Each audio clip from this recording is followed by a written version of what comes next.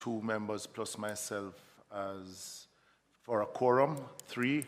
There's 1 member online. We have been trying to get the attention of that member, Dwight Sibley's, to no success. So, I have been here, Chair, well, but I have not heard. I don't know what happened. I'm just hearing you now. When the meeting was not called to order, okay. I wasn't hearing that thing. All right. So thanks, I don't know if it's part of the technical team. Yeah, we didn't want to start unless we knew that you were engaged. All right. I've been Thank here. you. But again, it comes back to my original observation in having at least having to invite MDAs to the meeting and having to have them wait and not being able to have a timely start. It is for me, it's a disrespect to those who we have invited, and we have just a bare minimum quorum to be able to start the meeting. So let me just start out by thanking the 3 members, Member Sibley's, who is online, Member Morrison and Member Jackson. We have apologies from Member Hamilton and Hannah. I have no more apologies from any other member. Chair, apologies from Ms. Tamika Davis, who had, I think I've seen a record. She had communicated to me to apologize on her behalf. She's unavoidably absent. Member Davis traveling, government business. Right. I also am aware that when I spoke to, there was 2 other members that I spoke to, and I know that they are en route to get there. There has been some situation. Yeah. And yeah. All right. So, all right. Since we are here to review Heart Trust NTA. We started with them last week. They have been here from before 10 o'clock. It is now 10:41, and let us invite them in so we can get on with the business of the PAAC.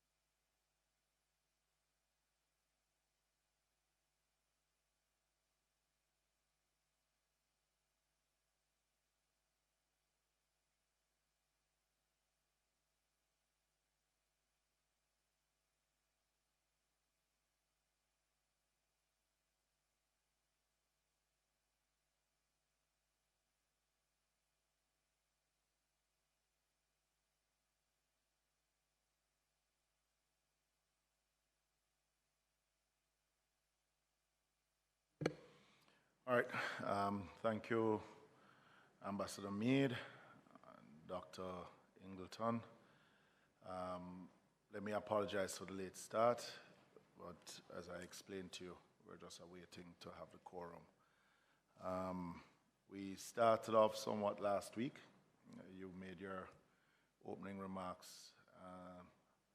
and more. There were some questions that were asked.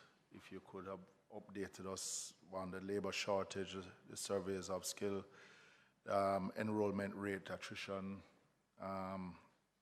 and on the community training intervention program and the changes to it, if any. So we could start out there. If there's any additional opening remarks that you have, you can make those opening remarks, and then we will open the floor to members to ask questions. Thank you so much, Chairman and members. The team would have been introduced already, as you said, Chair, and we have come prepared to answer the additional questions that were raised and any additional matter which the committee may find useful. The only comment additional comment I'd add at this time is that we certainly strive in the ministry and supported by HEART in taking a very proactive approach based on the information available to us, based on our own studies of the environment, and also based on stakeholder feedback. And we value in particular the members who engage with constituents, who are the persons we really serve ultimately. And so we see your interaction as a key part of the stakeholder feedback for us. And we don't assume that any formal studies that we do are adequate. And so we really welcome the feedback. We would love to get additional feedback, whether in this forum or otherwise. And we can assure you that once we have that feedback, if we are not yet addressing the matter, we will seek to do so. And whatever we can't do by ourselves, we will do by way of partnerships. We have healthy partnerships with the Ministry of Education and other entities that, enable us to provide for the citizens of Jamaica skills, learning, and job opportunities as best we can. So please share with us all the thoughts you have in addition to the questions, all the suggestions, so that we can leave with a better understanding of what our citizens want. And as I said, we assure you that anything we can't respond to immediately, we will address at the earliest opportunity afterwards. Thank you, Mr. Chairman. All right. Thank you, Ambassador. All right. Well, since I was the one who asked the question coming out of the last meeting, and I went back to your 2021-2022 annual report, and seeing we had a few days between, basically a week between, I did some more research and I went back to the Auditor General's report of 2020 on skills training. And both are saying the similar thing, meaning your report and the Auditor General. So we've been seeing an increase in enrollment year over year, but the certification numbers have remained low. And you were here for the full meeting of the Ministry of Education. And reading the report gives me a similar thought, that we look at data, we make data, we put data out there, it looks good. But are we actually achieving what it is that the mandate of the agency itself? Yeah? So in your report, it speaks of 106% achievement, which is actually just 6% over your target. 87% 50% achievement on certification, but you're actually about 44% really of certification. You had actually fallen below your target of 53,000, you did 46,000. Looking at the Auditor General's report, it went a lot into, are we actually achieving what it is that we are actually achieving? So you're spending out anywhere between $8 to $10 billion on an annual basis. If at this financial year, you're expected to spend approximately $10.53 billion on training costs, including subventions. Yeah? But if you're only certifying 45% of those who actually apply, what is causing the low certification of why spending that amount and achieving less than half of what you set out to achieve? Is the first question. Thank you so much, Chairman, for that question. So what you have indicated in the Auditor General's report, as well as the Trust's annual report, these are issues that we have been looking at very carefully, and I am going to now provide you with a rationale for why we're seeing an enrollment rate that is significantly higher than an enrollment target or rate that is significantly higher than that of a certification. And then I'm going to be able to explain to you what we would have done since the Auditor General's report to change that. So there are two things at play here. Enrollment is not necessarily, or certification rather, is not necessarily a direct correlation of enrollment. So what we see as an enrollment rate vis-a-vis a certification rate does not necessarily reflect that if you enroll 10 persons in a given year, then the certification rate would reflect that. What I mean by that is, as soon as an individual is enrolled, that number is counted. For example, if we enroll an individual on the 1st of March, that individual is recorded as enrolled, but the certification is a process. So that individual may not complete the course within 30 days to be recorded as certified. So you'll find that we enroll throughout the year, but the programs have a particular duration, a particular life cycle. Some would end in 6 months, others in 9, others a year, and so on. And so it does not necessarily reflect it directly.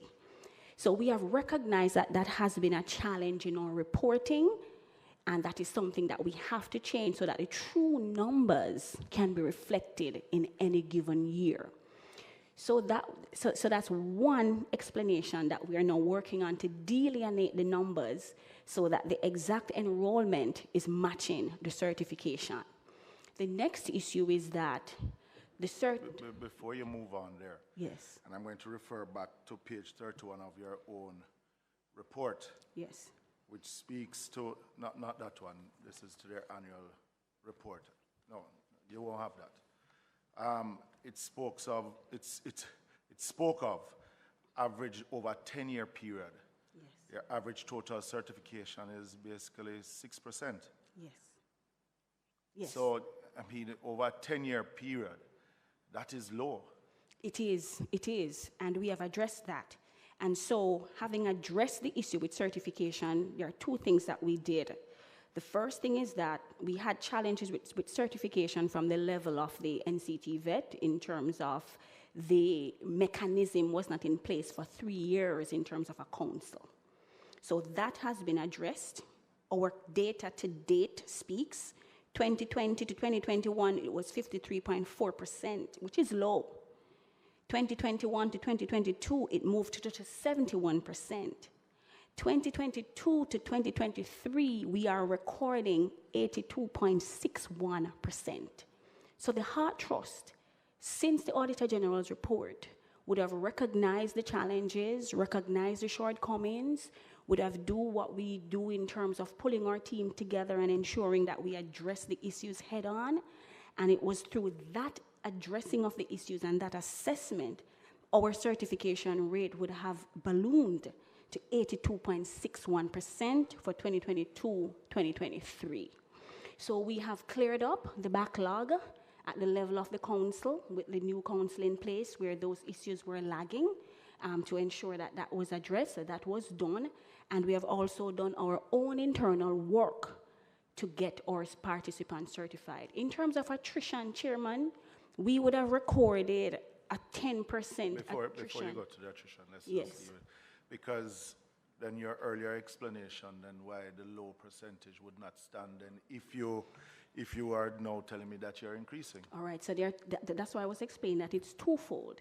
The first one is the certification rate in isolation is low. But That I'm would- only going from your report. You know? Yes, that So that which means you you're have- telling me that your report was giving false. No, I'm saying the certification rate in isolation, which would have been recorded in the Auditor General's report and the Trust's report of 2 years ago, certainly those rates are low. So we recognize what was causing that low certification rate itself in isolation. One was the backlog at the NCT vet level in terms of a council not being in place for a 3-year period. A 3-year period, a council, yes, not being in place for a 3-year period, which accounted for those low rates. In isolation, those were low. We would have cleared up that backlog as well as our own internal operations to ensure that individuals pass through our programs as best and seamlessly as possible. So that's the first variable. The second variable is that at any given time, an enrollment rate will be higher than a certification rate at any given time because they do not directly feed into each other in a given year span. Chairman, I want some clarity in all of this. A lot been said, but I get lost in much of what you said, Edie, with all due respect. Reporting is one thing. What transpires in the training process by heart is the other thing, and that is the most important thing. Picking up on the comments by the chairman at the beginning about the enrollment level and the low certification level, and you said what has been fixed subsequently to the Auditor General's report. What I'm interested in knowing, for whatever period, 10-year period, or you dice out a segment of the period and use it as a reference, is it that it's mere reporting rather than it is of achievement that if you have 100,000 persons enroll, but you only have 40% certification. And yes, we accept that the level of certifying is not necessarily, more than likely, it's going to be less. When the number is huge, then it is of big significance. People are going to drop out, circumstances come with the persons participating and they can't continue, migration, all kind of factors can cause someone who was registered not to end up finishing the course to be certified. What I think would be more useful is information to explain why. Well, first, is the 42% certification real? That is only 42% of the entrants who got certified. That's one of the first questions to ask. Second question, if it is otherwise, what is it? Right? And if it is that persons have been trained but not certified, then we have to ask, how many are those who were actually trained, reached the level of certification, but was not certified? 2, rather 3, for those who don't reach to the level of certification, what are the reasons, what caused it? Because you can't fix a problem unless you know what are the contributing causes to that problem. I want, and I think all of us would want to have a sense of that. It's not about reporting, because as the chairman said, quite frankly, pardon me, Mr. Chairman, I've been here long enough to hear many reports come in Parliament And when I go outside on the street, there is a disconnect between what I get reported from agencies and what. Oh, that's why I do my own little auditing by going into institutions and making inquiries of my own, because the real experience is what matters and not really what is put on paper and put in the parliament. And I've proven that many times over. So we want to, because our goal is to get more young people trained, and one of the problems I'm having with the responses I'm getting so far, ED, we, all of us as a country, emphasize, I do it personally to young people, emphasize the importance of certification. And if it is the case that young people, Chairman, is going through, but council not around and they don't get certified because a council not in place, that's a serious indictment. Because you had a persons completed the required training modules, qualified for certification, and denied of a certificate that can give them value in the marketplace, that can give them the mobility in the workplace, and they can't or never got to because some internal run-ins within your organization, the ministry, or other related agencies of government cause that to happen. And bear in mind that we have been operating for a number of years now, if not in real reality, but at least conceptually, that we're running a joined-up government. It becomes the obligation of the lead agency to make sure that the commitment that we give to the young people, when you train and you satisfy the training requirement, you will get that visa, that passport that can cause you to take off, and some will say to become prosperous. That prospect of prosperity would have been thwarted by the internal failure of the government entities. So I want you to help us to get a sense of what really happens. And we're not asking you to highlight you to look bad. We want to find out what the problem is so it can be fixed so that we can achieve the goals that we all set. So if you could give us a sense of that. Thank you so much, member. So I'm going to start with the question about, for those who do not reach the level of certification, what may have caused them to not get to that level? Having examined the Auditor General's report, having examined the Trust's annual report, we would have done our own assessment, our own internal assessment of what's happening with our participants to cause them not to complete a program. So we did the root cause analysis, and we recognized that there are quite a number of underlying factors which we are now addressing. So the first one is that we recognize that there are trainees who may not complete because of issues in terms of psychosocial support. Psychosocial support, they would have started a program and they would be coming to classes and then they stop coming to classes. We've done that assessment and recognized that there are certain factors within the space that's causing them not to come. And so, having looked at that, we have now put in what we refer to as a trainee support framework, a trainee support services framework. And that particular framework is one wherein we pull our trainees in various counseling sessions to ascertain exactly what may be happening in the home space. Having recognized that, we recognize that there are some of them that we have to pull out in that they can't be coming into a program from a home because of what may be happening in that space. So we may have to pull them out for residential training.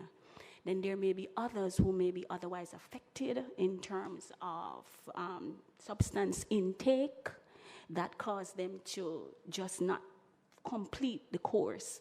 So we recognize too that we have to partner with the National Council on Drug Abuse to address those issues. There are other challenges that we would have encountered with our females, and having seen those, whether it be pregnancy, domestic violence, other issues that may be happening, we pull them out of their home space and provide them with residential training so that they can complete their course. Having put those measures in place, members and chairman, the trust can say that to date, the challenges that it had during the Auditor General's report, those do not exist at the magnitude as they existed prior. To date, we are recording 82.61, and remember, it is because we would have done the regionalization that was pre the Auditor General's report, where we put the various training institutions in regions, give them more direct oversight with parish managers, regional directors, recruitment officers, CDOs, we refer to them as career development officers who are directly interfacing. So we have taken a more hands-on approach with our trainees, recognizing the background, where they are coming from and the support they need. And it is because of that, Chairman, why it is that to date we are recording such a high rate of certification, which is a massive improvement over what we would have seen in 2020 at 53.4, 2021 at 71, and now we're at 2022, 2023, 82.61. So we have done the work to make the change. Yes. Mike, please. 2% of certification that you have moved to? Yes, yes, Chairman. From the internal analysis that you said was done in Hart, yes. Is the psychosocial factor, what percentage of it was caused by psychosocial issues? Can you remember that it said that there were a range of issues contributed, and one of them was psychosocial, and I want to have a sense of it was proportionally. Proportionally, I would say, based on I don't have that data set with that specific number, but what I can say is that based on our internal discussions and what we would have seen from our assessment, when we look at the communities that are underserved and the ones that, when we looked at what was the rate coming out in terms of certification, we had to go in. No, man, I don't want to focus on the underserved areas. I'm Okay. looking at those. You mentioned about this significant increase to 82%. Yes, yes. And I was interested in what was the cause between Yes. the high enrollment and Yes, the low yes, certification. yes. And you said that based following on the ages Report, yes. report Yes. and your own internal analysis, Yes. you found out Yes. that psychosocial challenges Yes. Now my specific question is, if there are a range of contributing factors to the low certification at the end, what were those contributing factors? Psychosocial you mentioned. I want to get a sense of the others? The range. The range, Not necessarily infinite. Infinite, okay. So because we I had- don't want to get anecdotal. No, and it's not anecdotal. These are real challenges. So we would have had psychosocial challenges. We would have had access challenges. We would have had individuals with transportation challenges. We have had individuals who choose to stop in the middle of a training and take on work. All right, you Yes. might not have the data, but I would Yes. love, Sure. given that you did a study, I'm finishing now. Yes, Given that yes. you did a study, Yes. if you could just give us the result Yes, of yes. the breakdown of the contributing factors, For sure. that would be useful. That would be good, yes. And we can do that. Thank you. Thank you, Chair. Dr. Ingleton and team, good morning. 82.61% Yes. of certification. This is significant when we consider the backdrop of the report. And the reportage, what I appreciate is that we are now able to unpack and dissect what this is saying to us and what the numbers are really saying to us. I only have 4 questions. 1, what percent would you say, and I'm dovetailing on the question asked by Member Jackson, would have reached the level of certification but not certified? And what would be the reason? Right? Why would a student reach the level of certification and they are not certified? That's 1. 2, what remains your most significant challenge in executing your programs? 3, are there entities that are unregulated, offering or promising HEART certification?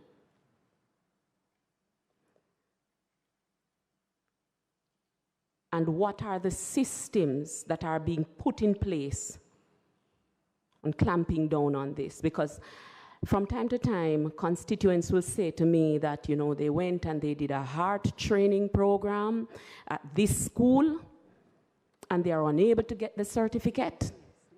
And I am wondering how many of them are really having a partnership with HEART, or they are in a position so to do to offer HEART certification. So, well, it could very well be a scam, and what systems are being put in place. And my 4th question is, as a member of parliament from a rural constituency, how will we make better use of the rural spaces, primary schools, and especially since Dr. Ingleton, you have raised the matter of access. Thank you. Yes. Thank you so much, Member Morrison. So I'm going to, the first one was, what % would you say have reached the level of certification and not certified? And what would have accounted for that? So having reached the level of certification would indicate that you have completed all the courses, everything, but you do not have that certificate in your hand. So theoretically, you're certified in terms of having completed all the courses, but the actual document is not in your hands.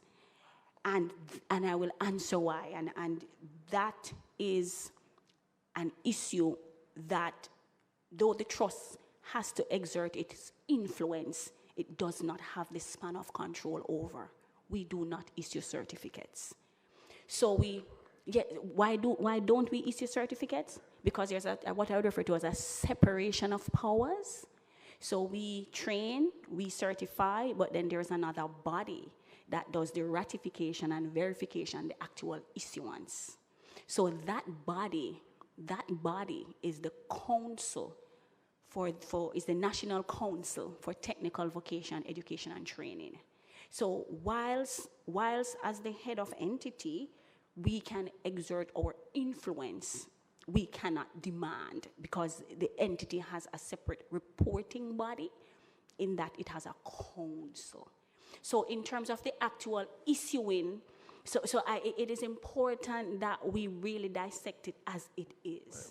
So we would train, we train, we certify in terms of the completion of the theoretical data, but the actual issuing. So you would see where individuals are saying, I would have completed a training at HEART and I didn't get my cert. And they call HEART. And when they call HEART, we reach out to the NCT vet. They would not know that the actual issuance is a separate body, but that is something that is real, that the trust would not have total control over. But some things have been done. Some things have been done, and that has to be highlighted. The backlog over the years, the NCT vet is actively clearing that backlog. We would have met with the Ministry of Education and would have expressed that challenge as well most recently. And they have committed to working to ensure that all of those backlogs are cleared. And so we have that commitment and collaboration with the ministry. And so more and more, we're getting less complaints of individuals having the actual document in their hand. But Dr. Ingleton, before you go further, I'm a bit taken back and confused. Chair, I have my hand up for quite You see what happens when you don't come to the actual meeting, but yes, you are next. Chair, you have to understand that we are in 2023, yes, Chair, and we have to operate. I have not recognized you. Member, I have not recognized you. So we have to operate as if we are in 2023, Chairman. And I am at the meeting.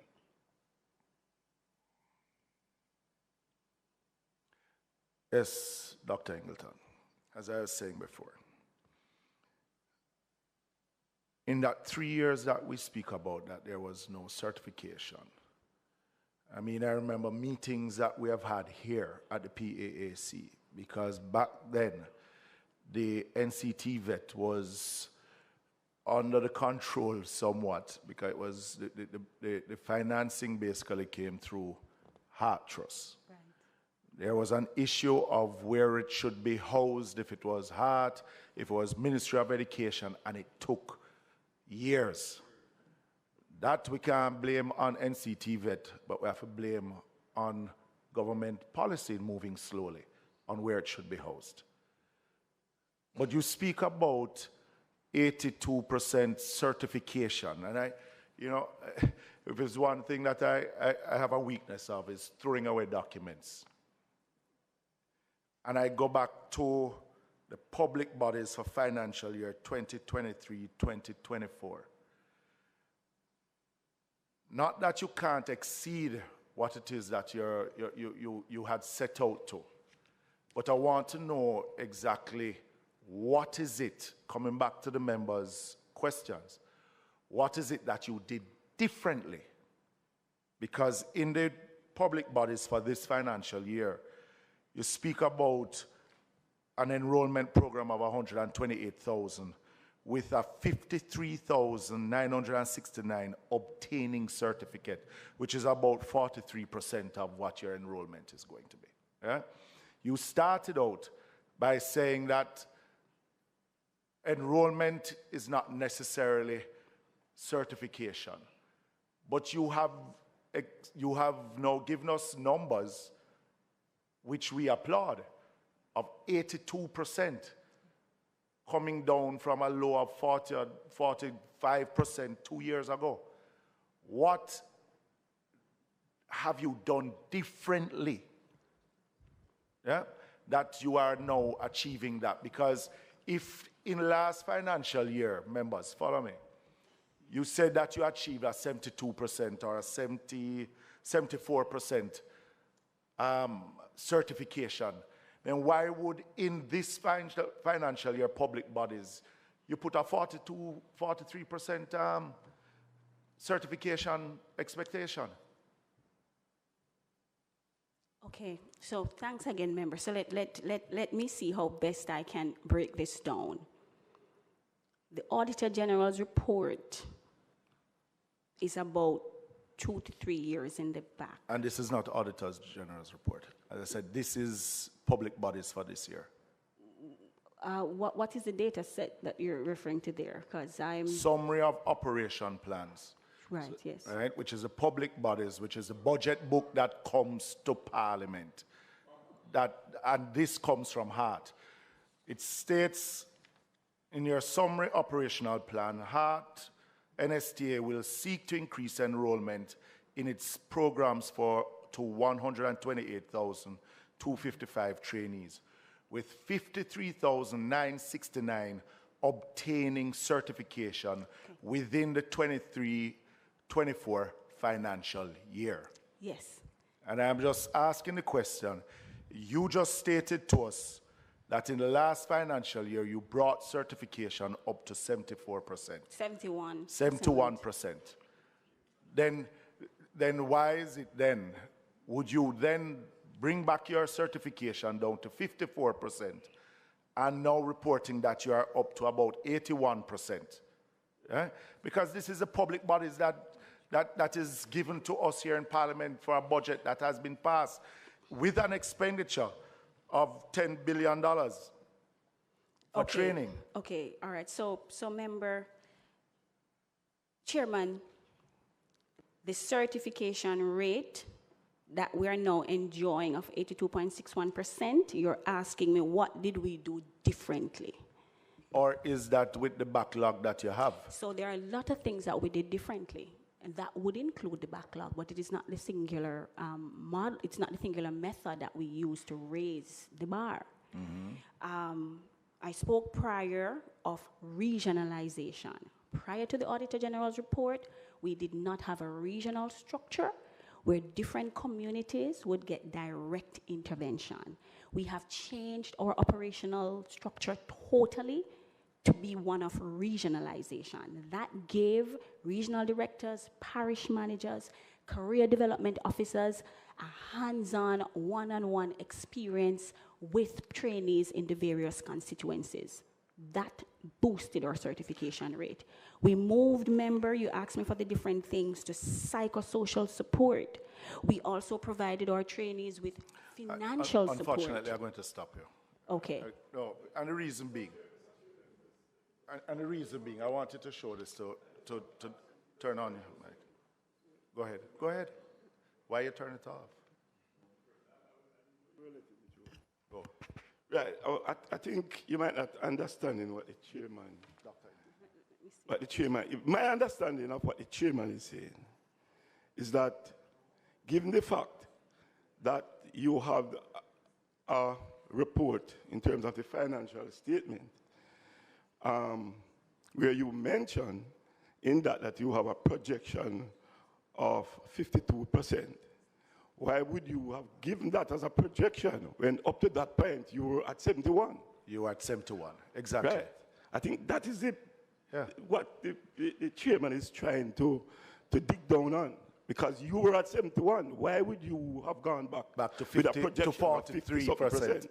Yeah. Yeah, and I understand you very clearly, Mr. Chairman. But this is a statement from Heart Trust NTA that came in the public bodies of stating a 43% somewhat certification, while in the previous financial year, Heart is now saying that they had a 71% certification.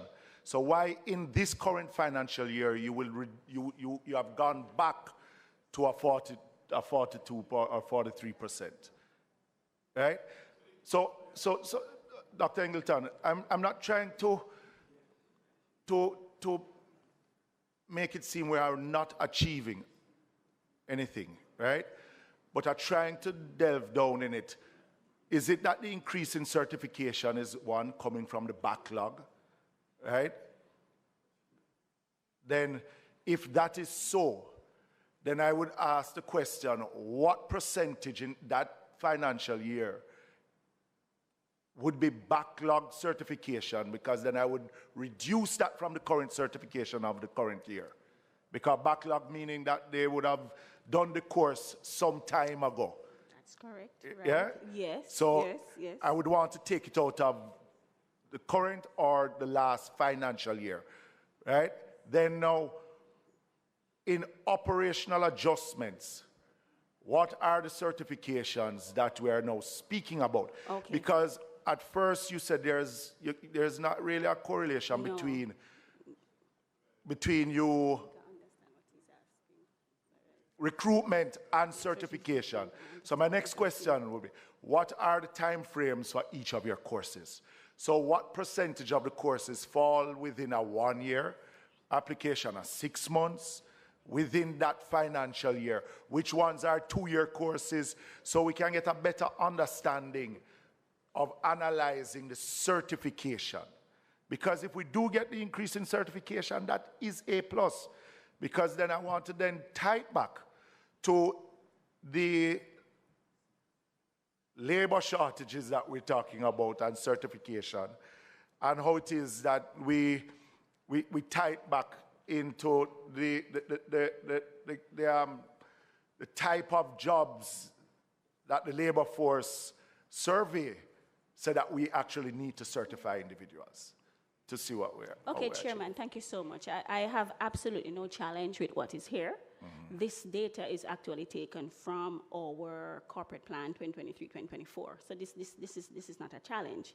What I need to explain is that every single year we increase our target by at least 10%. So it is not that we're going back. You're seeing a 53,969 here that you would have indicated is 42%. And we would have a 71% in 2021, and it's like we're going back. So that's not what's happening there. So our target for certification, which would have nothing to do with certificates, with certification in the back, would have been improving. So when we record here 53,969 obtaining certification for 2023-2024, that would have been a target that would have been much lower in terms of our target for 2022-2023. So what we have recorded here in our operational plan is an increase in our efforts to have more certification coming out of the organization. So I totally understand what's creating the challenge here and why it seems a little bit confusing, because the 82.61% is not necessarily certification in a given clean year. But that is what we're trying to determine. That's what I'm Dr. saying. Ingleton, let me tell you, as Member Jackson said, I've been here long enough to hear numbers. Because the truth be told is, if I am to look at your annual report for 2021-22, and I see 106% achievement, I would think that is 106% over your target, but it's actually only 6%. So numbers can give you what you want to know. Yes. So what we want, so that's why I'm coming back. I don't get excited about the 80-odd%. Right?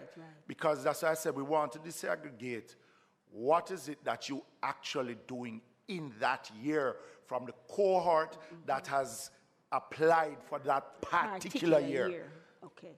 Yes, and you get me? That is so perfectly clear. That figure there in the financial statement can be correct for that particular financial year. That is correct, and it would have been an increase in over the year before. But to give me 82%, yes. And I understand that, Chairman. Good. So we would have done several things. There was the backlog cleanup, because we do understand. Start out we by value telling me how many of that 82% is back. Is backlog. That's what I want. Right. So give me now, what is your target, or what did you make last year, since we can look at last year? That last year was completed, of actual individuals who applied and completed certification within that given year. Okay. So that is data. That's throughput data. So that is data, Chairman. That's throughput data that I can extract and get that to you. So that would be clean in terms of that cohort for that enrolled in that year and completed in that year. Because that's the only way I'm going to know if you're meeting your targets. And that is correct. But jumbling up everything in one and giving me a number, because again, Dr. Ingleton, I come back to your report. Right. Where over that 10-year period, and yes, 3 out of the 10 years, we had the issue of issuing certification. Right. Yes. But we're talking about a 6% average certification. And when I look at the spend that Hart is doing on certification, it's a huge spend for such a small return. Because really what we want to do is look at the rate of return on investment. And I tell you, I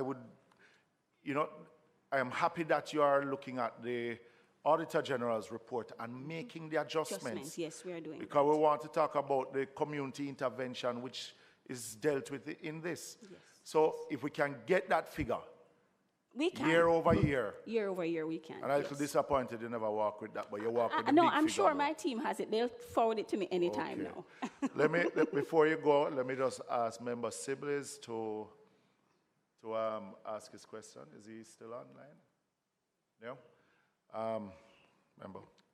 Yeah, just a quick comment, not extensive one. On the reporting, it might seem like nitpicking, ED, but I don't like the bling thing. And the reporting look like it's a bling thing. The numbers just will look good, but when you dig deep in it, carry you all over the place, right? And one of the things I learned from young people, when you tell them something and you don't deliver on it, you promise them, they become distrustful of all of us. So we must be frank and not get into this reporting that make things look glorious. And when you dig deep, sometimes it has pus in there. So I just want to caution you about not going down that road. I've seen too much of it, and it doesn't look good. Okay, thanks so much for that. That's another question. I know you have different levels of certification. So you have level 1, level 2, level 3, level 4. And that would be determined by the amount of time, that the duration of the course. So how would that impact your year-to-year reporting? Because you might have 1,000, maybe half of your cohort would have been on a 4-year course. So they would not have been certified till after 4 years of training. And you have to do a yearly report. How would that impact the yearly report? And the second question is your linkages after certification. What kind of linkages are there in terms of these persons who would have been certified, linking them to the job market? Okay, so let me go with the first one. You indicated that how do we deal with the short-term program? So you'd have individuals who would, a short-term program is a program that would not, that would be less than 6 months in duration. Those are the ones we refer to as short-term. So your question was, how is it that we deal with certification in the short-term programs?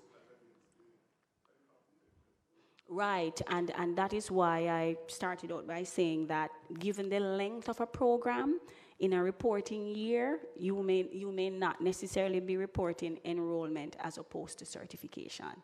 So they're really distinct, given the fact that the trust operates programs across varying lengths. So you have a program that's 6 months, then there are those that are 9, then there are those that are 18. And so you'd have to be capturing specifically when an individual enrolls and match that to a certification in a particular time and break that down in distinct figures to really see what's happening. But what I wanted to say, though, Chairman, we refer to what we call throughput rate.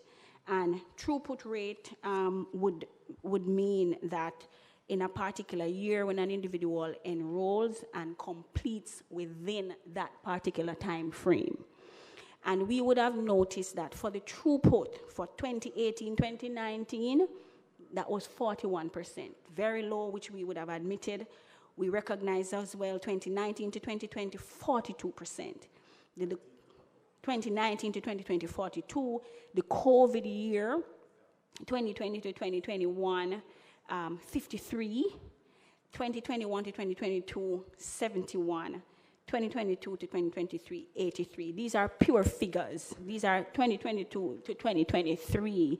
These are pure figures. These are throughput figures. What we are saying, Chair and members, is that there, 83.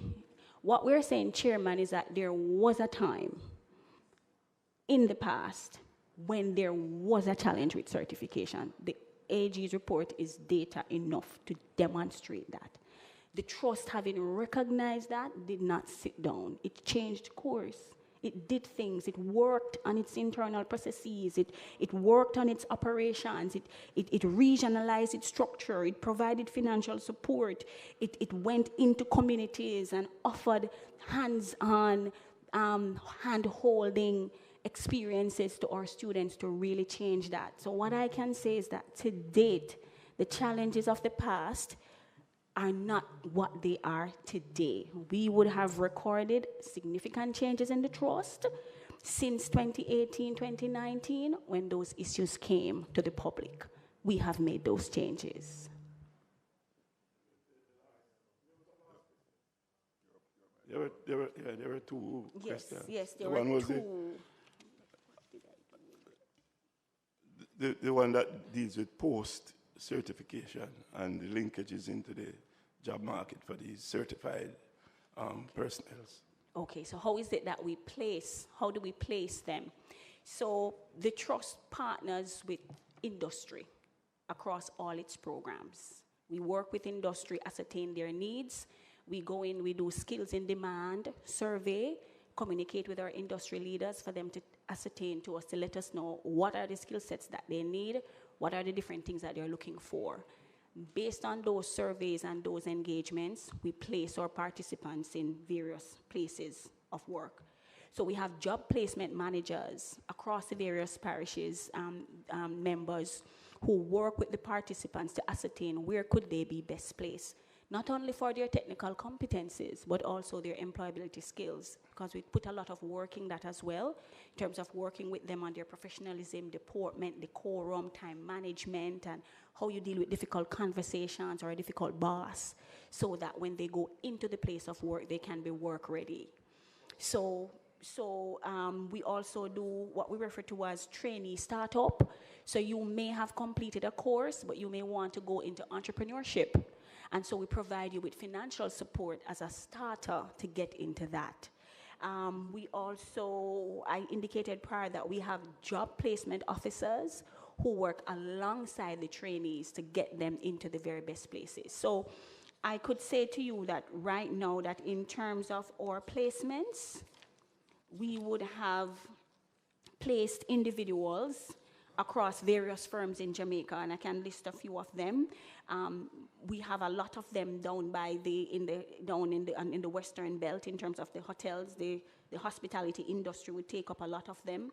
So we have quite a number of them in the Sandals, Ocho Rios, in Royalton, White Sands, Coral Springs. Ministry of Labor would have taken up quite a number of them. The electoral officers would have absorbed 92 of our trainees. We have individuals across the various BPOs. We have individuals in the Ministry of Education, the Department of Correctional Services, and I indicated before the Southern Regional Health Authorities. Okay. So year to date, we would have placed, and that is in terms of our direct work, because other individuals get jobs without the support of HEART in terms of their own networking.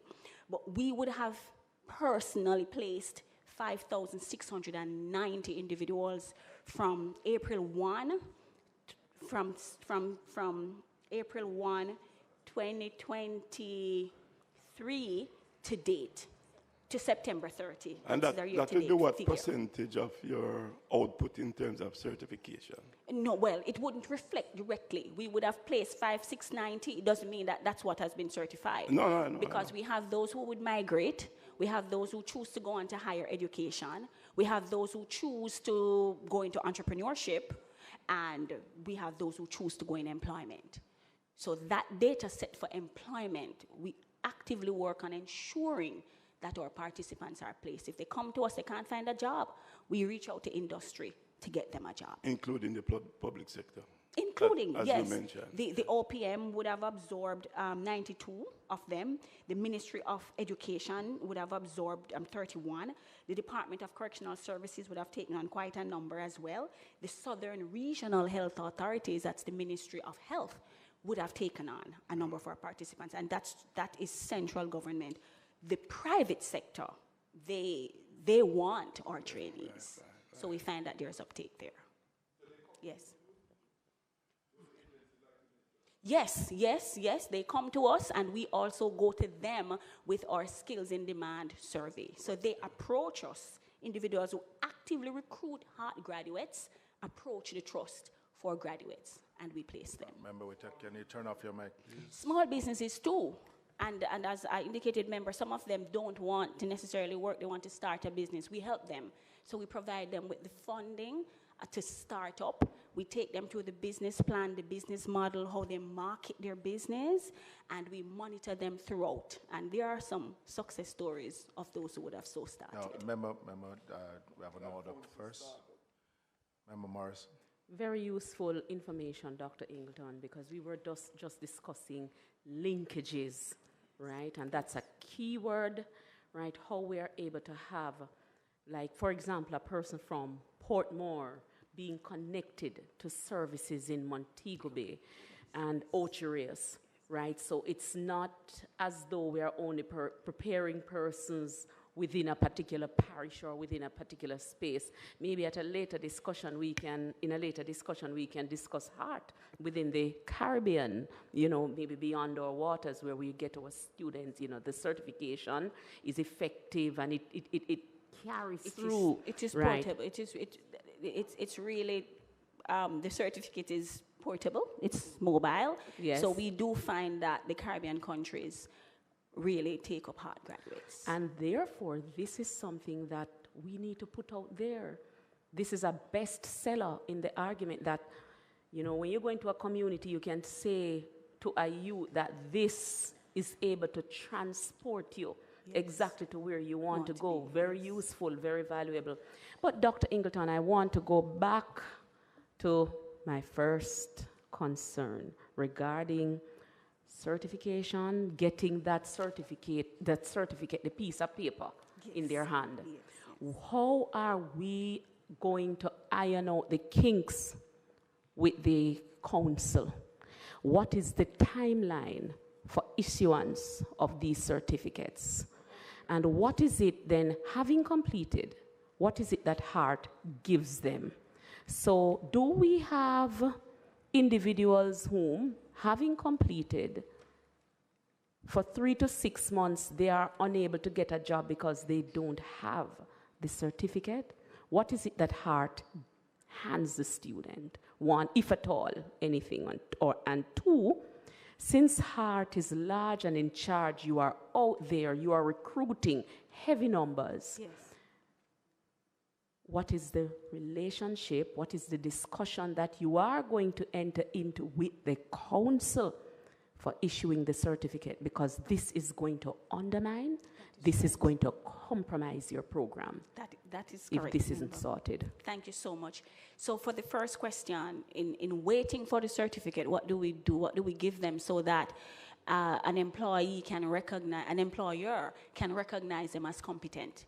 So we give them a statement of competence, and that is signed at the level of the trust, regional director's level, where we pull the data in terms of the courses that they would have done and the credits that they would have received, and we write for them a statement of competence. So that is used, members, in lieu of the certificate. So the industry employer would know that you do not yet have the certificate in hand, but this document that is legitimate coming from the trust is a demonstration. And then we do the work with the NCT vet to get that actual certificate document out. So that is the waiting.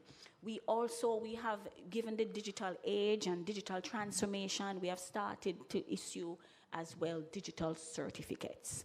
So certainly we are now teaching and going through Jamaica, talking a lot about digital transformation. So there's a lot of work in that regard, because there are some employers who still want the paper certificate. So we have to be educating, letting them know that the digital certificate is just as valuable. It has the same credit, it has the same weighting, and so we're doing that work as we go along. We also issue badges to individuals as a demonstration of completion and of their competence.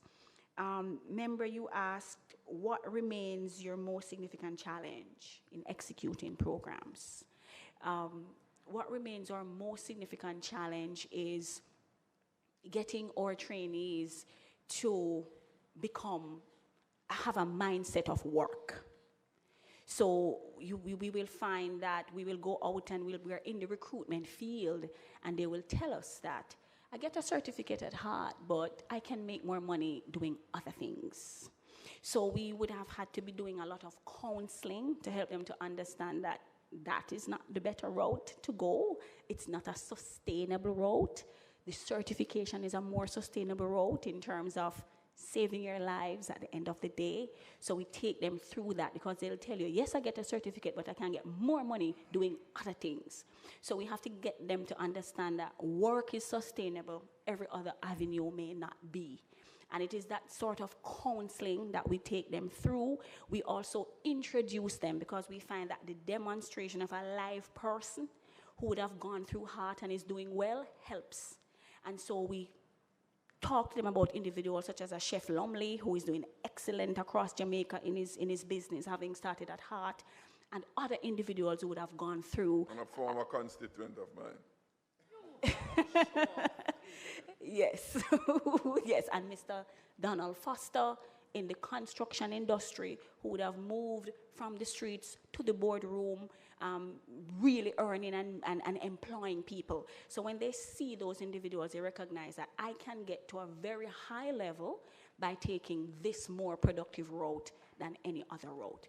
We also find that in our communities that are underserved, we have to pull out.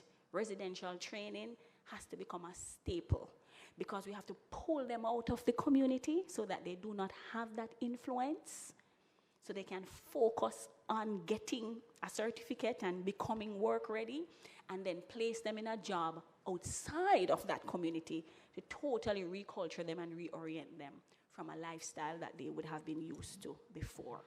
So we really do a lot of hand-holding. We work a lot with the National Council on Drug Abuse because we realize that they go into withdrawal when they're not able to take the substance. And so they pull out residential training where we have our eyes on them for 24 hours. That helps them a lot. And that's where we have most of our success stories. Yes.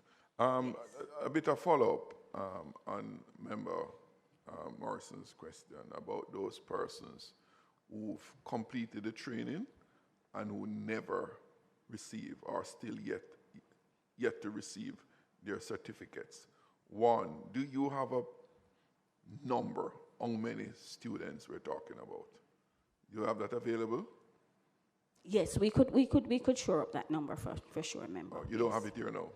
My team would, as you asked, would be. So, okay, so that is one. Two, that statement of explanation. Statement of competence. Statement of competence. My question is there an explanation? Because it sounds good. You know, Chairman, when we have the land transfer issue and the government issue letters of possession in lieu of a title because of the process, many of them have a letter, says letter of possession, but they can't do not much with it. They can't borrow on it, they can't do this on it, they can't do anything. So when you tell me about the letter of the statement, it reminds me of that. With that statement, do you say on it, or with some attachment for a potential employer, student John Brown, holder of the statement, has completed all the requirements for issuance of a certificate, and in effect, this is an interim piece of paper that they can use? Because it sounds good, ED, when you say about the statement and it give all the courses and what that they finish in there. The typical employer out there don't know what that translates. The only thing they know, you're certified or not. Okay. And they look for the certificate. Yes, and yes. It's either there or not there. Yes. So our statement of competence is a little bit more detailed than that. It is accompanied by a status letter. And the status letter indicates that to complete this course, to complete this particular program, you would have needed to do 8 courses at X number of credits. Please be advised. I hear it. Yes, so that is what it does. I hear you on all of that. It indicates somebody it very clearly. who's familiar with a transcript from a university or a high school will know exactly what you're talking about. Yes. The reason why you have certifying bodies, them say you work out all the details of what make that person competent. We just want a statement from you that yes, the person is competent in this area or the other. So yes, your statement give all these explanations. Does it say explicitly, John Brown has completed everything, qualifying him to obtain a certificate of competence? And you put in a little smaller print below, this is an interim issuance, yes, the paper. Member because Jackson. It was your internal failure. When I say you government, right? Why the student don't have the certificate in his hand? He went to classes and training things and do everything that we tell him to do. And you fail to give him the certificate that he can go show off with his family, say, yes, me get certificate and bring to employee. You fail to do that. So my question specifically, is that statement as explicit as member. that? Yes, so that member. any potential employer out there know what it is? Yes, member. And the answer is yes. It is. Okay. The answer is yes. All right, good. Satisfied with that. Next question now, Madam Edie. the council that was derelict in its duty to cause these persons my colleague mentioned to have suffered these months and years having completed a program and no certificate. The composition of that council is still the same now as it was then? No, what happened at the time, the council was not in place. So it's not a case where the council was in place but did not do its work. We will encounter that in another life. Yeah. The council was not in place. So it's not a case where individuals were derelict. It is just that the body was not So is constituted. that true miracle where that happened? Or who failed to have that council? Where was that failure? Is that a miracle why the council was not there? Why that council was not there? We want reasons so we can know to avoid them in the future. Well, Minister, I'm going to protect Dr. member Ingleton would because it not- was before her it time. was before my time. So, So I know it protect predates nothing in the file to tell you what was the cause of that. It predates me, Minister. You think that the PS might have that file? So I should ask the PS that question then, Madam. Go ahead, Pierce, it's all yours. So I will join in trying to protect the MD on that. I don't think that would be. No, within our PS, with all control. due respect, she don't need any protection. She go and do job protecting herself. No. But remember, we know it would not have been up to her. It preceded her. Exactly. And what I can say, though, is that since we have been on board, we have actually had meetings with the council, although they have moved to another ministry, because we have an interest in the certification, because as you know, some of our citizens don't quite make that distinction between the delivery body and the certifying body. So HEART's name is still being called, and they come under the OPM. We actually had an engagement very recently with the Ministry of Education and the council to try to assist them in getting on top of the challenges. And we can say that we're going to make better progress. So the council is now under the Ministry of Education. Finally. Yes. And the Ministry of Education is under the Office of the Prime Minister. The Ministry of Education? All under the ministries Office of the fall Prime under the Minister? Prime Minister. No. I No, am not so... No, he knows what I'm talking about. I think, let me help you though, member. PS, it has been an issue because the PS herself, the MD used that 3 years of gestation as one of the reasons for the low numbers of certification. The NCT vet had fallen under the umbrella of the Heart Trust, which is OPM at one stage, without a council.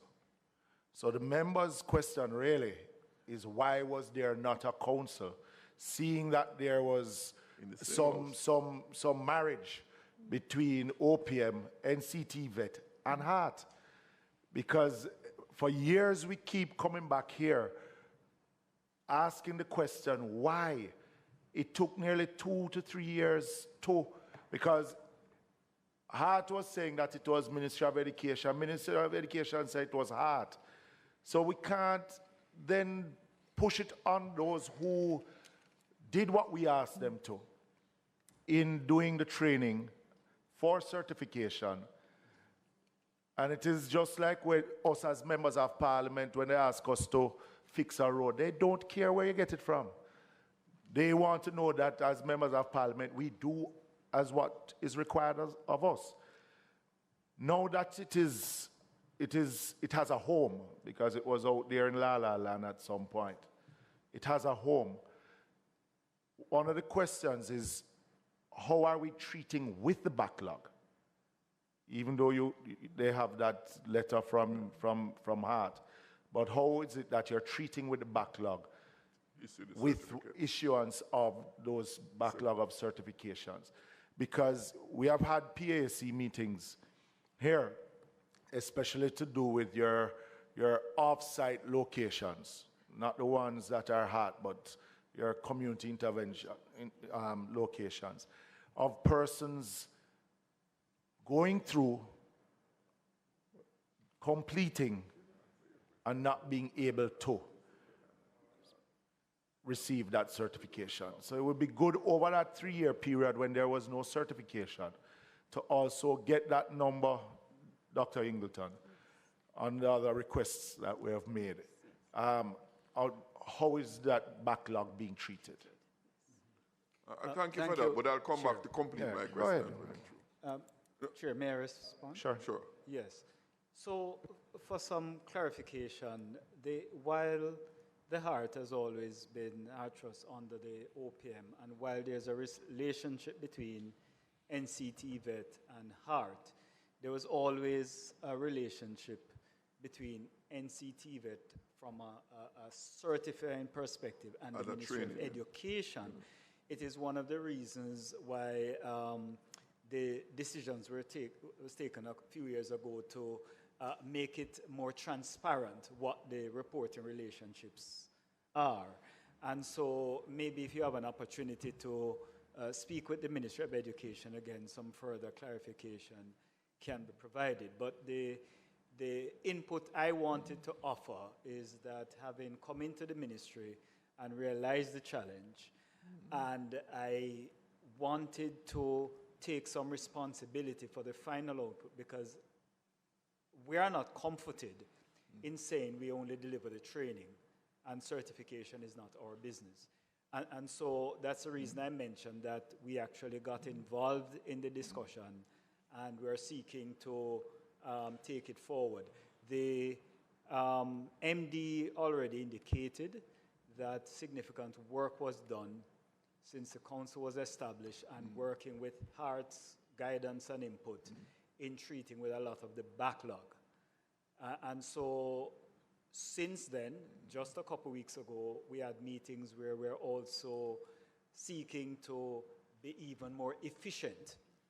We are not removing ourselves from the responsibility to have trainees that have not just knowledge, but the certification and everything they need.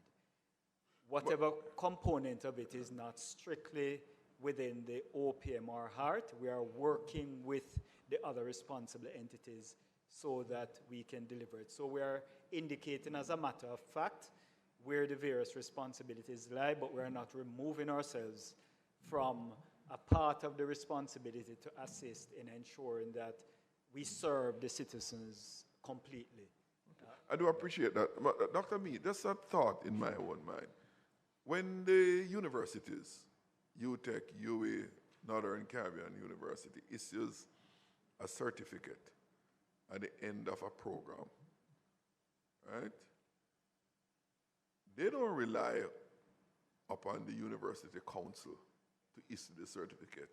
University council certifies the universities as being competent to train and certify. And so at the end of a training program, the universities issue a certificate. Why is it so different that if Heart is a certified body, if it is, to train persons, why don't they have a similar kind of certifying authority as any other of the institutions like I made mention of? And I would believe that the council, like the university council, would ensure that the programs being administered by the institution is in keeping with the standards that are signed off on. But just a thought, why is it that it is different?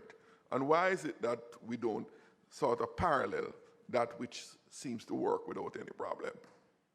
Yes, member, thank you. So there are different perspectives on how it should ideally be done. Even in the discussions we had recently, there was the view that there should be a separation between delivery and certification. The point you made about the relationship of the UCJ has to do with accreditation. So the UCJ will accredit an institution and then they can deliver programs. You have some institutions that don't have that accreditation and they have to issue certificates under the auspices of an accredited entity. Institution. We are still in transition in how we do business, and as I said, it's not everyone agrees on the perspective on whether an organization that establishes standards should also verify and monitor those standards or issue their own certificates. If you look at the secondary school system, you see that the way we deliver our programs is that the secondary schools will train, bring persons to a standard, but they do exams that are monitored by another body, in fact, an external body that will issue those certificates. So it is, but with all respect, though, I don't think it's quite the same, because each high school, use the high school as an example, the CXC is separate from a school leaving certificate. There are two certificates a student gets. And remember, it goes back to the point you yourself raised earlier.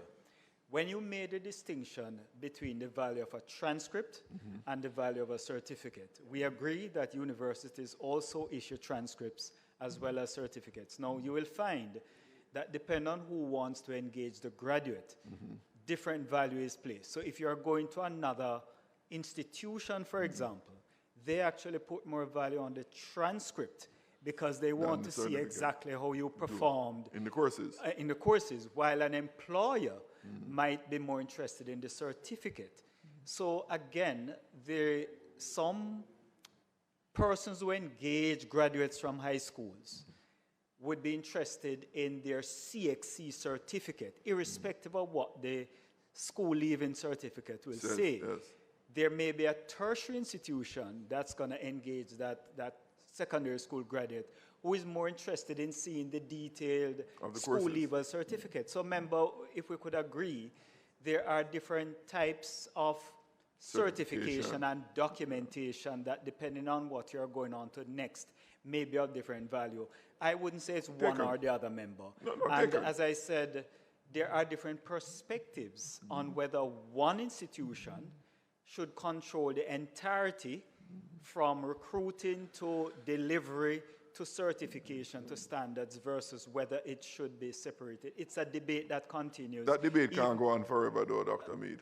I agree. Because the young people get caught in the middle.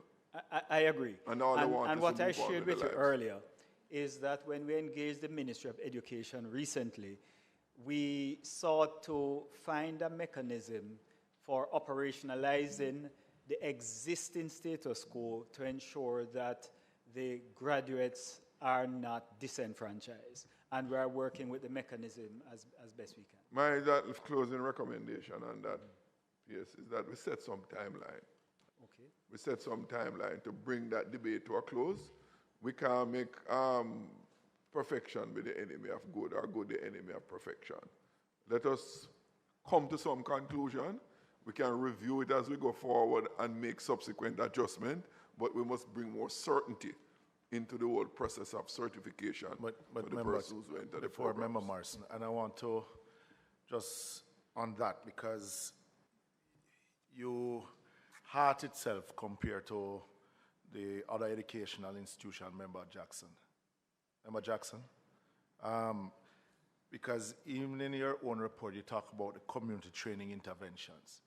And I mean, from looking at the Auditor General report in 2020, they had 142 such.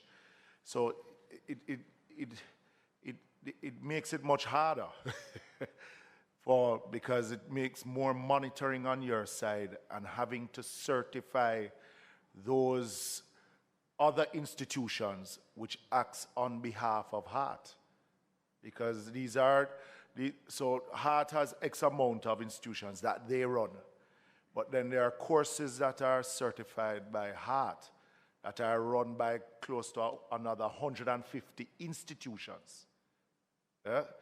So there would have to be some certification of these institutions, just as we do basic schools, as we do primary schools. It comes back to the point The question that that Member I Morrison asked. was asking. I was under the impression that these quote-unquote satellite training community institutions were doing the programs on behalf of HEART. So they would be under the supervision of HEART. Well, you remember It's some like time ago. It's like a contract. No, remember some time ago, member, because, and it is something that I want us to look at, because HEART spends about $3 billion on these, in subvention to these training institutions, which is a large amount.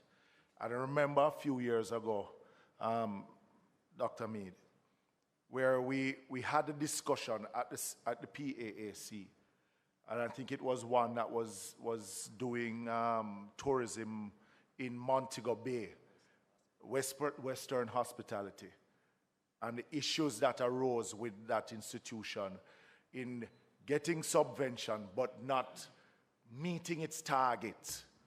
And it is the same concern that the Auditor General report have spoken on in meeting that target with such a large subvention to these institutions.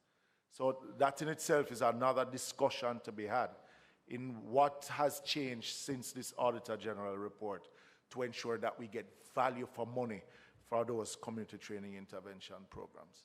Thank you so much for that. But before you go, because I think Member Morrison, and then you can just answer all questions. No, it was, I just wanted to go back to my question about those entities that Yes, may okay, be back to the same. unregulated. So- Right. Yes. So I'm going to respond to the community training interventions first, and then I'm going to respond to the unregulated. You asked about unregulated entities.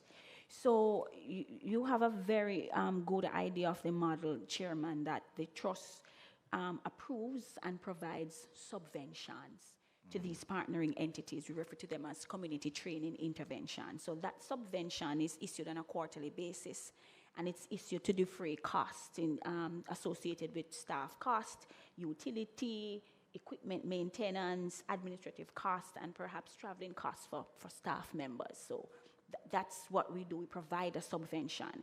Having recognized that there have been significant gaps in these community training interventions, since the Auditor General's report, we have done some work.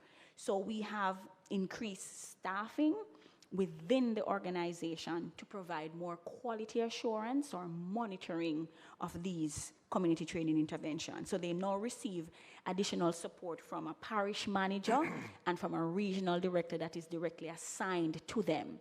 So we also would have enhanced our monitoring and reporting and support mechanisms. So CTI officers focus on day-to-day implementation. So we now have in the trust community training intervention officers. Those did not exist before. So given the number of community training interventions across the island, we had to put in that staffing within the organization to provide oversight, help them with decision-making, improvements, monitoring what it is that the students are learning, and provide a direct report to the trust. We didn't stay there. We went to capacity building. So we would have worked with their staff members in numerous workshops to ensure that they had the requisite skills and competencies to be delivering on the different training interventions that they're delivering on. And we undergo ongoing needs assessment in these CTIs to ensure that they're functioning at the highest level.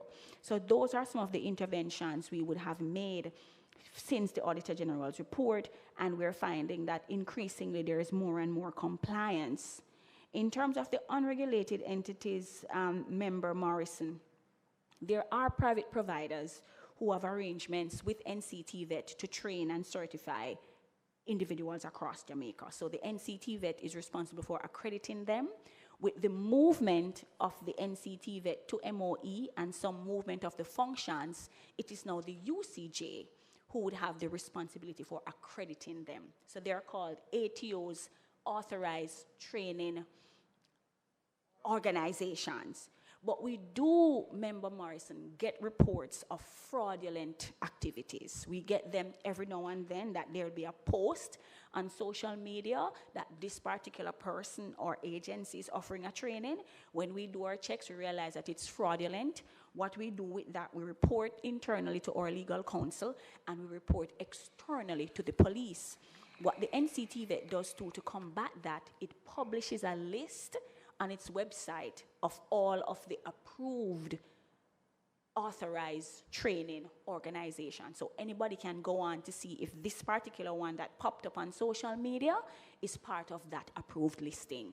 So we do that to So how many external training providers you have? in we the have, CTIs? in terms of this, the CTIs, Yes. we have approximately 80, more or less about 80 to 85 CTIs currently in operation that we provide subventions to 80, operate. About 85. Yes, 80 to 85. What had happened to the others? I mean, in the Auditor General report, it spoke about 142. Some of them were rationalized, because we'd find that there'd be several operating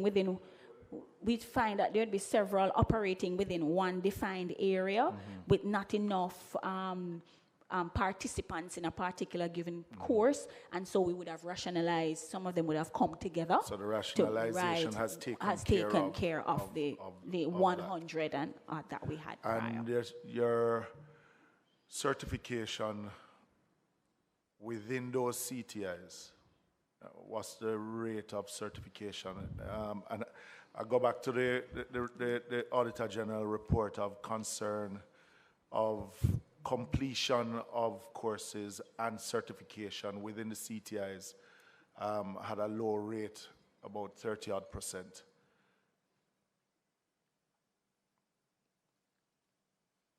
I'm just finding that data for you, Chairman. So my team will pull that up quickly in terms of the certification rate across The CTIs. Yes. And coming, I want to just touch also on the where's my notes? Your training,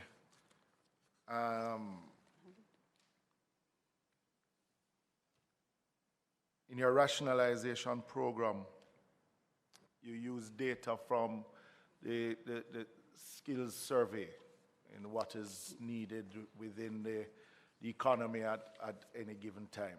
Yeah? How is it that your programs are aligned to that survey that is done, and how are we meeting the needs of what the Statin survey or yourself, because I think HEART does its own survey also. Yes. How is it that it is aligned? So let me give you the certification rate for the CTIs. Sure, please. Okay. So our community training intervention, I can go back to 2020.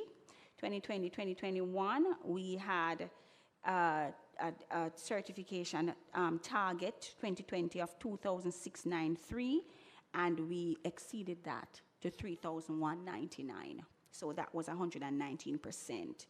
For 2021, Of how many persons who? okay. If you can give me in relation to how many persons within that attended. Yes, I can give you compared that. to the certification. Right. So 5,818 would have been enrolled. And of that 5,818 in 2020 COVID year, we certified 2,693. For 2021, we would have enrolled a higher number of 7,898, and we certified in that year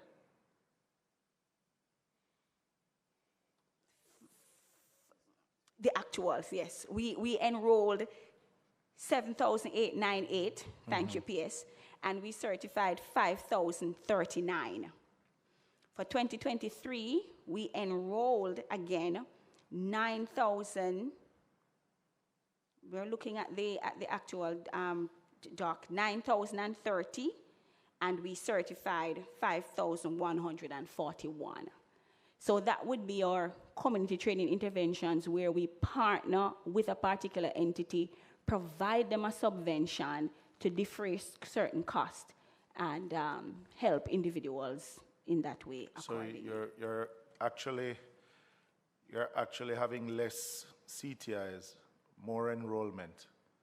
So what went wrong before? We're just, in a sense that you had over 150 CTIs. You're down to, you said, about We have about 55, 80 or so. 80, 85. Yes, yes. But you are now enrolling more individuals and certifying more. So that means the system basically failed before. Well, I wouldn't necessarily say that the system would have failed. We would have found that across different years, there would have been uptake in the trusts, in individuals' desires to get certified. Individuals may enter a particular program. Some of them will complete. Others of them may stop for varying reasons that we would have done the risk assessment to address those matters. Some of them would go on to higher education, etc. So I think No, it's not a negative observation. No. Okay. Okay. You are, all I'm saying is that you have less CTIs. And you are more enrolling output. more. And more output. And you are certifying And more. more. And So more I'm output. asking the question, why did we take so long to realize that we could rationalize it? Because we have had the discussion, as I said before, Yes. where there were CTIs basically just doing it as a business and not for the purpose of certification. Yes. So why did it take us so long to recognize that We after have, spending so much money? Should be mindful of that, mindful of what transpired in this committee with CMU and their training programs. And that We're same m- institution That, too in yes, Montego Bay. many of these institutions were collecting millions of dollars through the Ministry of Education for training programs And Heart Trust. and our trust.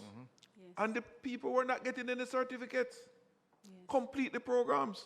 So it's like we're not learning from our own experiences. and remember what we have done with the MOE in that regard for the CAP program that would have been cited in the AG's report. Before we send any money over to the MOE in any tranche, they have to provide us with a detailed report indicating what they have done, what is the certification rate, everything that has to be signed off on before our financial, or senior financial director issues any fund. So he issues against a signed report indicating the deliverables would have been met. Would have been Otherwise, met before the payments are made. right. Otherwise, he does not issue. But MD, MD. was managing director, or executive director, Madam in charge, right? I still want a clear thing about those bodies that my colleagues see. CTIs. The CTIs are not, what's the right word? They are not agents of heart. No, They are no, not agents of no, heart. they are not. No. Okay. Number two, the courses that they offer, the hard courses that they offer, you mentioned a bit of the support system that you said put in place to monitor them. Yes. For all of those, I think it's what, 80 you mentioned ago? 80 such? About you 80 have to 85. 80 to 85 you have across the country. Yes. What would you say, what percentage of those would you say are satisfactory in the trust assessment? I could say this confidently, Minister. I'm sorry, No, member. no. That's once in member. another life. I could say this confidently, member. My that church members call me minister too of that.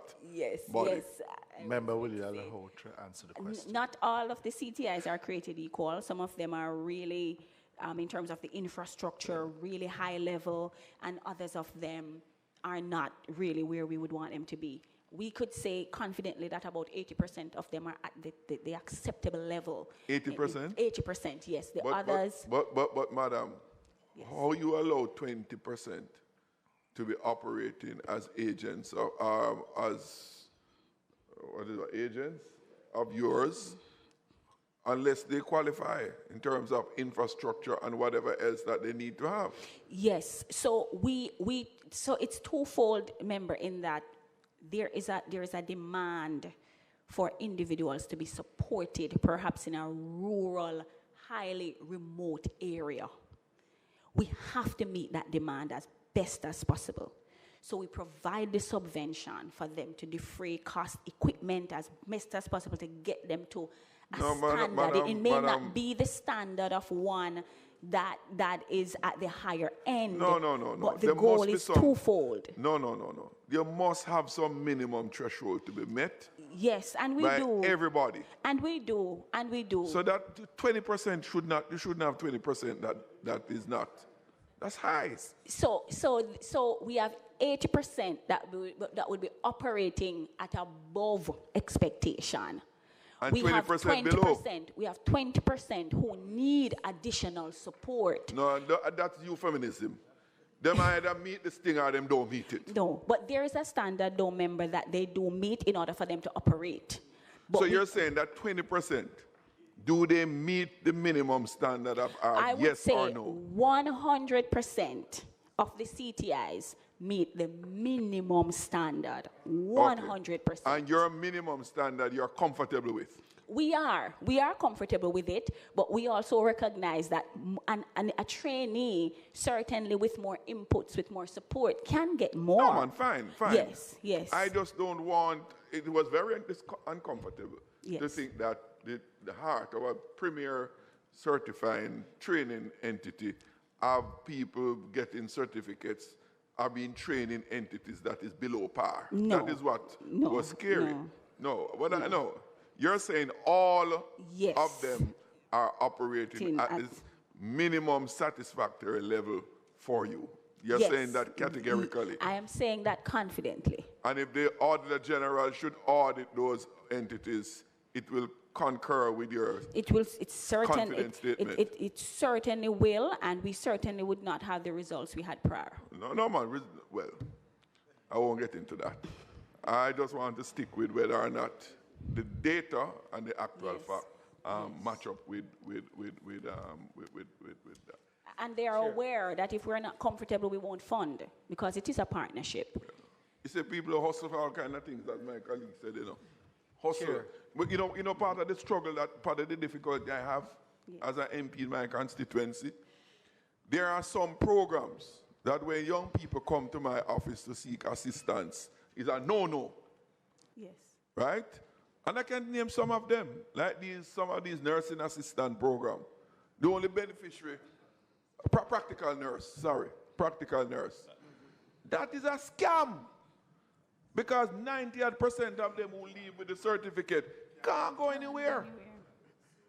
But yet the people who run these programs make a whole lot of money. Get away with it. And these young people, quite frankly, because some of them waste time in high school, finish 5 years, don't have anything, then realize that they need something to get on in life, and they go to these places who are offering these, and they hear they're going to get a certificate at the end, a certificate that takes them nowhere. So we on the ground, we know what it is like. So that's why we don't want you get into the business with some of these people where issuing papers and then bear your name on it. Training entity of heart. Many of these people don't understand the nuances involved, And once they see heart name attached to it, even faintly written, they hug it up and believe that is a honorable, legitimate program that they are in. We have to safeguard against it. And in that regard, the question by my colleague about those people who you found to be fraudulent. They must be on the headline. Not just because you want to shame them, though that should be part of it. So that people know and don't fall prey to these people. Company S, under the name of this, operating fraudulently. Just like they do delinquent persons that don't pay their student loan. Yes. Same way. You whose name is on the line, not your personal, your institution's name and reputation is on the line. You have to act in a proactive way to protect the integrity and the reputation of heart. Yes. I'm a strong believer in heart. I'm an ambassador of heart. And that's why I will passionately try to protect it, because we can't damage our institutions. And I'm going to protect you a little bit so that the member can. Thank you, Chair. Yes. And thank you, my friend. So Heart as an institution, very strong, solid name out there. And I'm going to be a bit kind of my colleague. When you have a mother, she had her children, life happens, and she decides she's going back to school, she's going to get that certificate. And for them to go to one of these little institutions that promise them a Heart certificate at the end of it, and they get the runaround for months, for years, having spent money to attend, it is heartrending. No pun intended. And I am encouraging Heart to go about having a public education. Let it be out there, big and bold. These are the approved institutions. Anything outside of this, do not sign up. Do not spend your money. And before you respond to my last question, I know that the issue with certification, Member Jackson, as MD has mentioned, it has been there for over what? 10 years. Yes. 10 years? Yes. Spanning administrations. Yes. And I'm happy now to see that with this new paradigm, right, you are embracing greater levels of accountability. Yes, yes. I'm curious though, now that we are boasting, it's something to be proud of, free certification up to the associate degree level. Yes. In terms of output, in terms of execution, in terms of having the certificates available, in terms of capacity, talk to me about readiness. Readiness, okay, thank you so much for that readiness question. We are ready at the Trust, very ready. We would have, given the announcement of fees, we recognized immediately that we needed to increase capacity in terms of our instructors.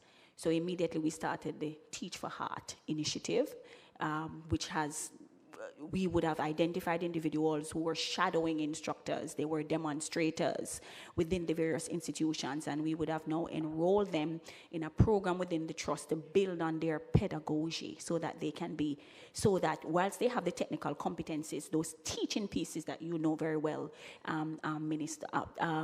member, they are getting that opportunity to build on the pedagogy so that they can deliver. So we have increased the pool of instructors to the Teach for Heart initiative. We have been working with the Ministry of Education in terms of absorbing various community colleges would take on Heart students, and they would certify, they would train on our behalf with the direct supervision.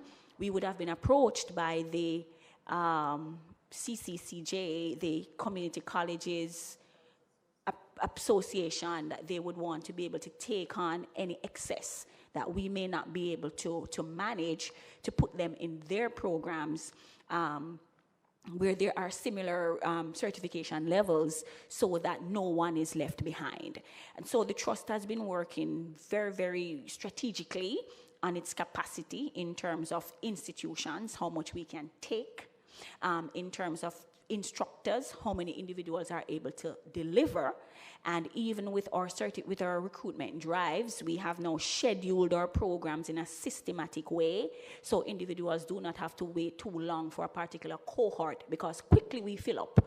So we'll have a quota, let's say for makeup artistry, of 100, and by the time we put out an ad, that's full. So we try to have more programs happening concurrently. So that's another model to ensure that whilst access is there, no one would have to be waiting for an inordinately long time before they can access our program. So quite a lot would have happened. We have also increased online delivery and other flexible learning modalities to support the thrust of access. One final question. Dr. Ingleton, I have to bat for the rural spaces.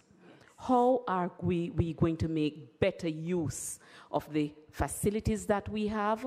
Could be our school, community center, could be a church hall. What are we going to do for the rural constituencies where access is a problem? a member of parliament for a rural seat. Sometimes it's very difficult for a student to leave, or a prospective student to leave, to go all the way into Kingston where that particular course may be offered. And then we have, Chairman, some courses that are in demand. For example, JAGAS. Almost every youth is interested in the German automotive school. How many do we have island-wide? I have land in my constituency. I can talk to people. Is heart ready to talk to me?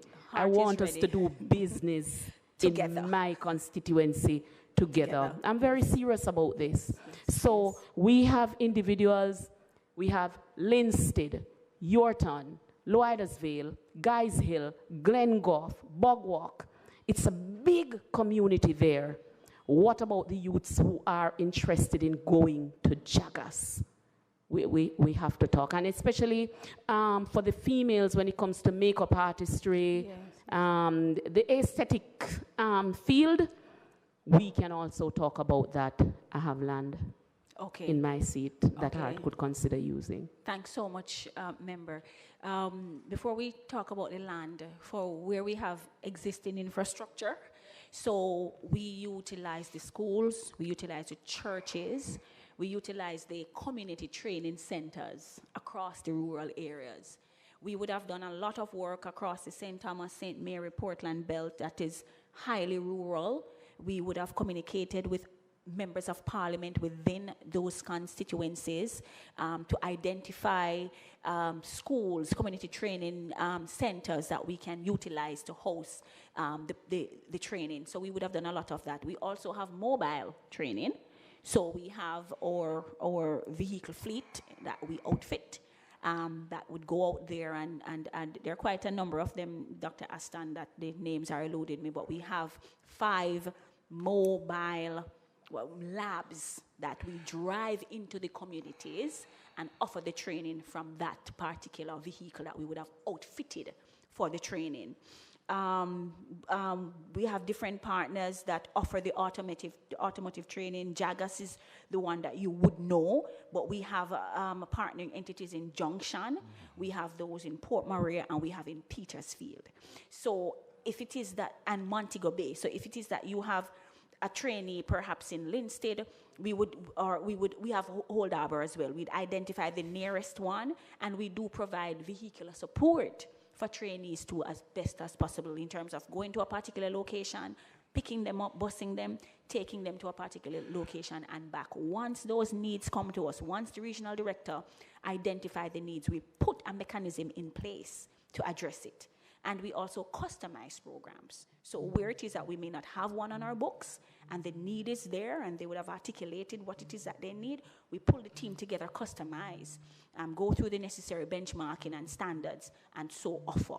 For the land, we do welcome land. We have a policy in place, Mr. Mullins, in terms of how we engage to ensure that we are in compliance with the regulations, but we do welcome land, and we'll put in the infrastructure, set up the different equipment that we need within that space to make training happen. Mind you set up yourself, Dr. Ingleton. Yes, but regulations, we operate within the regulations. Yes. When we think about Linstead, Riversdale, Yorton, Guys Hill, way back, Old Harbour is quite a way off. But Dr. Ingleton, and I want to come back to a question I asked, just to dovetail on that.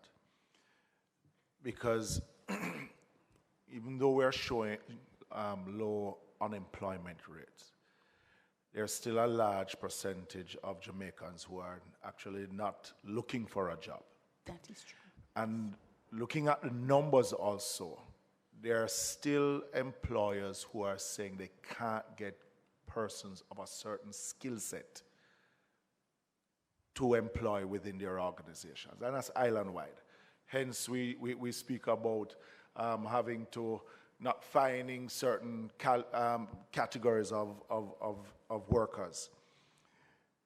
How is it that coming out of the surveys of skills in demand, how is it that Heart Trust is aligning their programs to those of that survey in ensuring that we can meet that demand in the shortest space of time. Excellent question, Chairman, and I'm just going to ask our planner, our strategic planner, who has, she has the data sets and she has the strategic framework in terms of how we go about doing that. Mrs. Gittins, to respond to that for us quickly. Okay, good afternoon, members. Yes, we do studies and we also always provide the data to our training institutions. They use that data to do the training. Right now, for the past at least 5 years, at least 99% of our programs, 98 to 99% of our programs are aligned to labor market demand. And that is consistently. Well, I mean, again, I'm going back to the Auditor General's report that spoke that HART implemented an average of 48% of new skills training recommended by that same survey. Yes. Right? And what are the areas that we are picking up the demand in really looking for employment, not what it is that individuals feel is necessary, that they want to be trained in. Come back to the point that Member Jackson spoke about, and as a Member of Parliament, I also dissuade them from doing the practical nursing. Yes. Because after they finish, they come back to our office looking for jobs. But then how it is that you direct that individual, that look, there's a demand for housekeeping, there's a demand for a welder, a plumber, and direct them into that. Yes, that's exactly what we do. What we do is when we do the research, it is the demand-led research. So it is what the industry is requiring that we gather the data on. Once we have gathered the data, we indicate to the training system that these are the areas in which you should be training. As you can appreciate, demand and labor shortage is global. And there is the instance wherein we're training, but we may not be training in adequate numbers for the particular sector. So for example, if we train in construction, for example, all the areas in which we're training, maybe 100% of those areas are demanded by industry.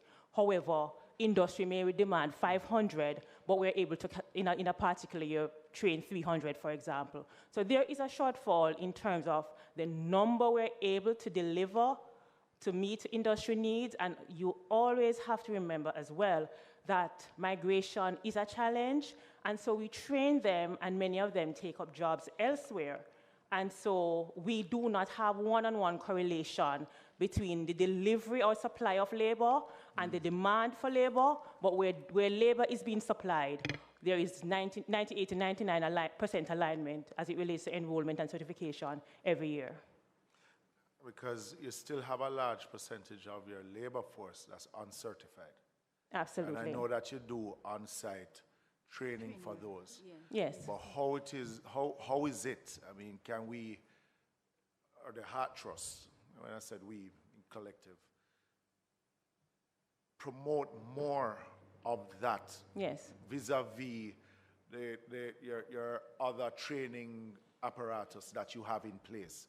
Because if you still have 60% of your labor force, which is uncertified, yes, you know, how is it then from our side, meaning the Parliament side? Yes. Can we help now to drive individuals in getting that? Because employers might be satisfied without them having the certification. Yes.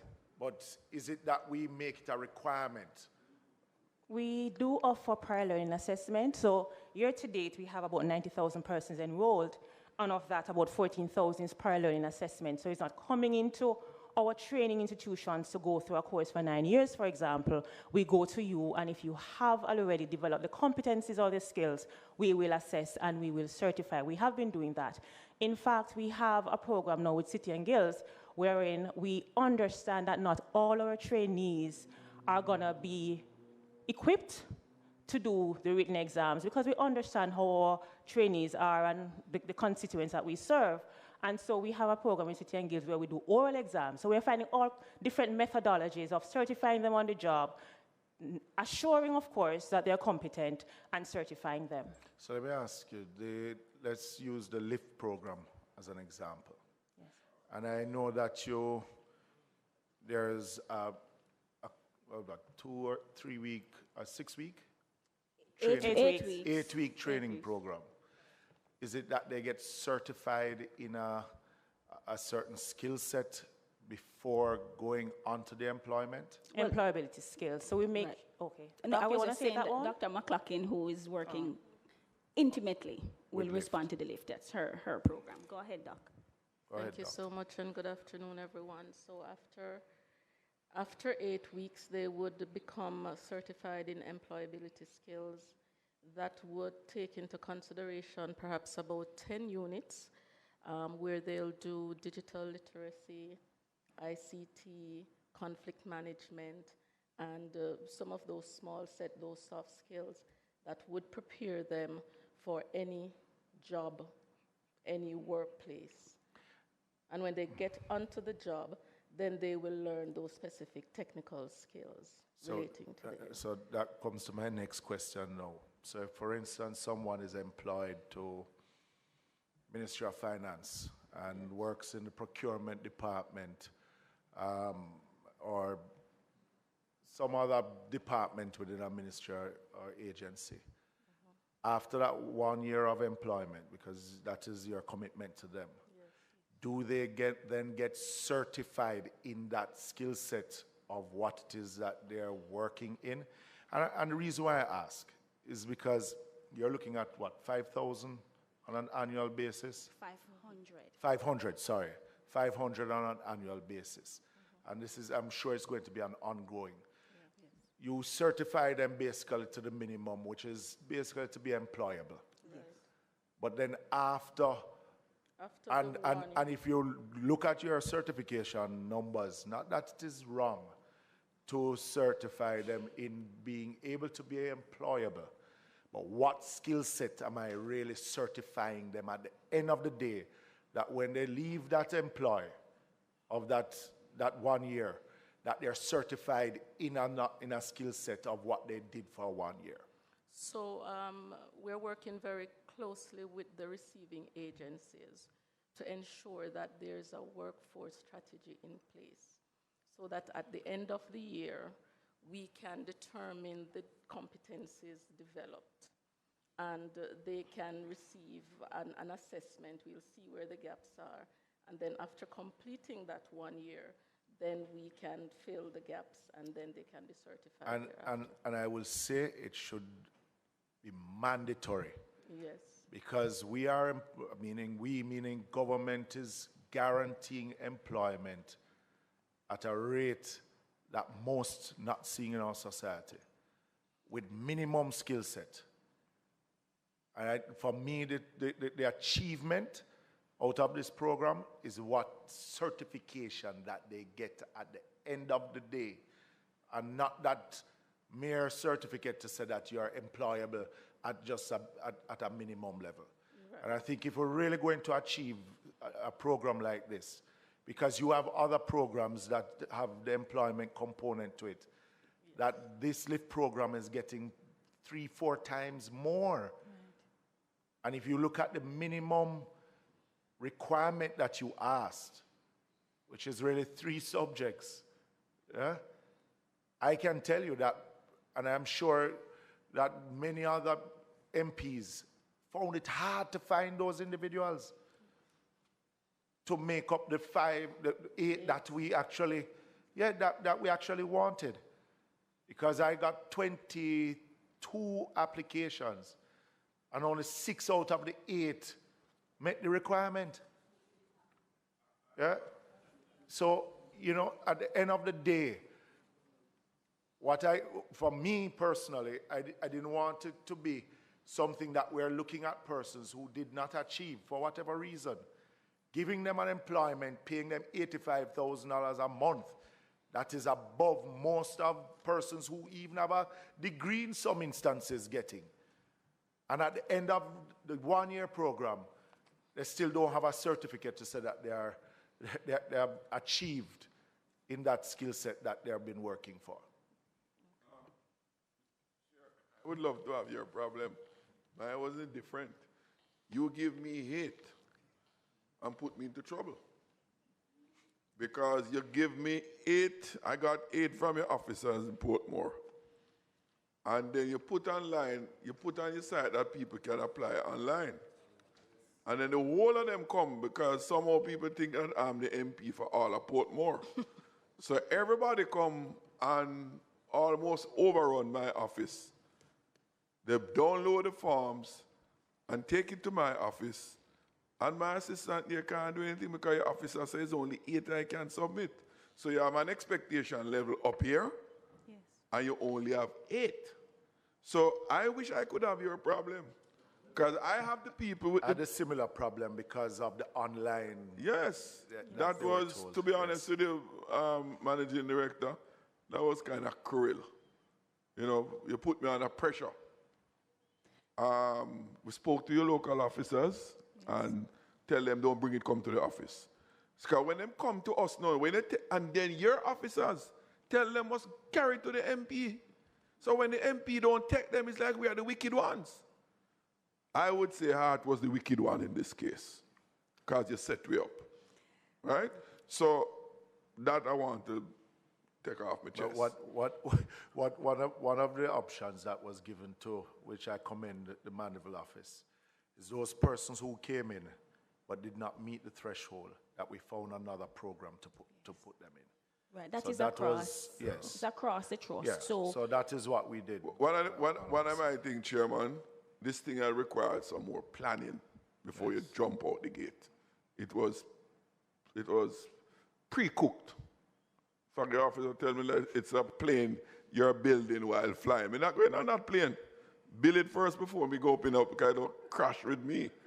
Right? So I don't accept that. The other thing with the LIFT program I had a difficulty with, you set in there a number of things that the students will get. For example, a driver's license. Okay? The driver's license, through the Road Traffic Act that we passed in this house, 2 people can learn to drive one of 2 ways. A family member who is not required to be certified, or a driving school. A driving school has to be certified to teach people to drive. I don't know if up to now the Ministry of Transport work out, it's not certification of those driver education places to teach people to drive in a legal way. So you have one in the side of government saying this is what you're required to do, and the other side is not facilitating or enabling the delivery of those trainers to be able to train people to drive. That's one element of that with the driver's license thing. The other element of it, which your program must set out clearly, you have to get a learner's permit first, which they have to take a test, etc. And there's a fee involved in obtaining that driving permit. What was never clear, who is going to pay that fee? Is it the unemployed person who is now coming into the program, right? Or is it because they're going to earn down the road? Or is it that you are going to subsume the cost of, one, the training from, say, you have a certified learner driver organization? Who is going to pay that fee? Who is going to pay the fee to the tax office for the learner driver fee? Who is going to pay the fee for the driver's license? Because you might pass the test, but not until the driver's license is issued up and paying the fee, you become a licensed driver. It only said that you would have passed the test with the island traffic, with the depot people, that entity. Who is going to pay those costs? Your officers could not answer me those questions when I posed it, because if you announce a program and people, when they come to my office, they require answers. They don't wish to come and then be more confused because they hear a good sounding advertisement on the television or in the paper. Your officers could never answer those questions because you guys never sought that out yet. no, we did. We actually did. So it's unfortunate that those particular officers were not able to respond. But the LIFT participants pay nothing. So the passport cost is paid for by the entity and the partnering entity, which we have. There are 2 entities involved, HART and MOE. The driver's license is also taken care of. Their TRN, I don't know that There's no fee comes involved to, with there's that. no fee There's no fee involved. involved with But everything that would involve a fee, No, we I'm relieved. absorb everything. So their $85,000 is 100% theirs. We do not ask them to pay for Well, anything. I am relieved. I had the meeting with the officers myself, you know. I never delegate that to my constituency. I sit with them so that I could be informed myself and that my office could be sufficiently educated so that they can inform the persons when they apply. So I'm relieved of that. All associated All fees associated costs with- are covered. is borne by fine. Yes, Welcome by both that. entities. Yes. Thank you. My final comments, Chair. Chair, I couldn't help but observe when you mentioned that with the LIFT program in your own constituency, you had a challenge, finding constituents who had 3 or more subjects. In my case, the challenge was finding constituents who had mathematics.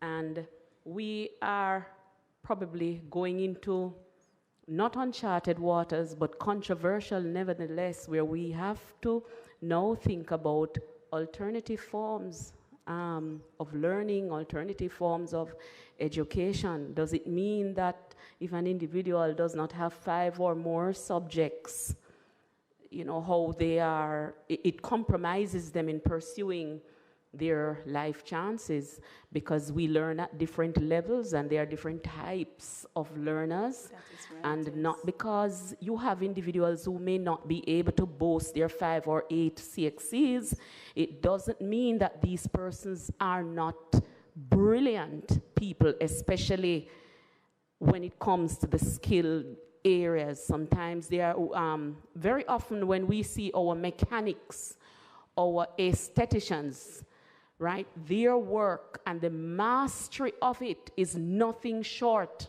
of genius, nothing short. And I want to pick up on something Ms. Glittens mentioned regarding the oral examinations, right? Could you provide clarity? In especially deep rural constituencies where we struggle with issues, and one such one is high levels of illiteracy, which may be one of the reasons we don't find more individuals coming forward to show interest in skills training, because in their community they are probably thinking, boy, I have a little challenge with the reading and the writing, so I'm not gonna get through with that. Could HEART reiterate its position on certifying individuals with literacy challenges? And if at all this is in place, could you make a commitment to making this more widely known? Thank you. I will allow Mrs. Gittins to speak to the oral exams as you asked, but I'm going to preface that with some comments that you would have made prior in terms of the math. We would have recognized that we asked for the CXC, and we were flexible in our approaches when we recognized that not all of them had the CXC. We accepted the City and Guilds. We did, yes. So we accepted But it. even that was a difficulty because you accept it at a certain level. So Yes. even that was a Stage difficulty, 3, and it yes. came back to the math. That was a Yes. challenge. The trust also, we engage in the high school diploma equivalency program. That's the HSDE, and that's a legacy program coming from the JFLL following the merger. So where there are individuals who would not have met the standards at the CXC level or otherwise grade 9 level, some of them are even at lower levels than grade 9, we take them through the high school diploma equivalency program to get them up to that acceptable standard. And I think that is one of the programs that is not so much publicized, but really, really doing well in the organization to help individuals who may not be at that level of literacy acceptable. We also recognize, member, that what you have said is indeed correct, where individuals will come in without basic qualifications that we would refer to as the most acceptable standard, and they shine through the program. And so we offer them the training alongside them getting those subjects. And so quite a number of them would have excelled in that regard. So I will allow Mrs. Gittins to speak about that oral examination aspect that she would have mentioned earlier. The particular program is the skills proficiency that is delivered by City and Guilds. Right now, we have that program for construction and hospitality. We have it right across Jamaica. All the parishes can be accessed, mainly for construction workers in a range of areas in construction. They go to the site, to them, so they have to demonstrate the competence. So it's not, it's on the job, it is full demonstration. For the culinary persons, some of them are working in hotels, some of them are entrepreneurs. You know, you have a lot of persons who are in cook shops, for example, but they're not yet certified. They certify them in that area each year. We have been doing this for about 3 years now, and we're exploring to see how we can expand as an organization and to assess what other skill areas City and Guilds may be able to partner with us as a trust in offering these areas. Member Whittle. Thank you, Mr. Chairman. Member Jackson spoke about the recalibration of the program in terms of, you know, he mentioned that the program was kind of rushy, if I might use that word, and the challenges that we face as members of parliament. My challenge that I had in my constituency was similar to the chairman's. I found it very difficult to find those 8 persons. What happened is that the issue that was really pronounced in terms of identifying those 8 students was the issue of the math and English. And those persons who would have passed math and English, it is highly likely that they would have gone with maybe 5 or 6 other subjects. Because once you pass math and English, and it's highly likely that you will pass the other subjects. That's how it works when you look at the examination result. And therefore, those students, a lot of them would have gone on to tertiary institution or 6th form. So that also would impact you getting the numbers. That was part of the challenge that I faced in my constituency. Yes, and it was a challenge faced by a lot of MPs. Did you get the required amount that you needed from MPs? Yes, we did, and I have the data sets right here across the projection as well as the actual enrollment. So we would have 1 or 2 constituency who they would submit 8, they got 7. Some would have submitted 6, they got 5. And another constituency would have submitted 9, and all would be qualified based on the shortfall of 1. Right. And so the total... you said that you want to know who would have been oversupplied? No, but member, and again, that's why I said data, Dr. Ingleton, because even though you got the amount, and it would be interesting to look at the, without showing up any constituency or individual, but if there's a shortfall, it would be good to know why that shortfall, and I guess it's because of the similar challenge of finding individuals, right? But you made it up somewhere else, so okay. But if you are just giving the 8 per constituency, then you'd have had a shortfall without making it up on the other side, giving some constituencies more than other.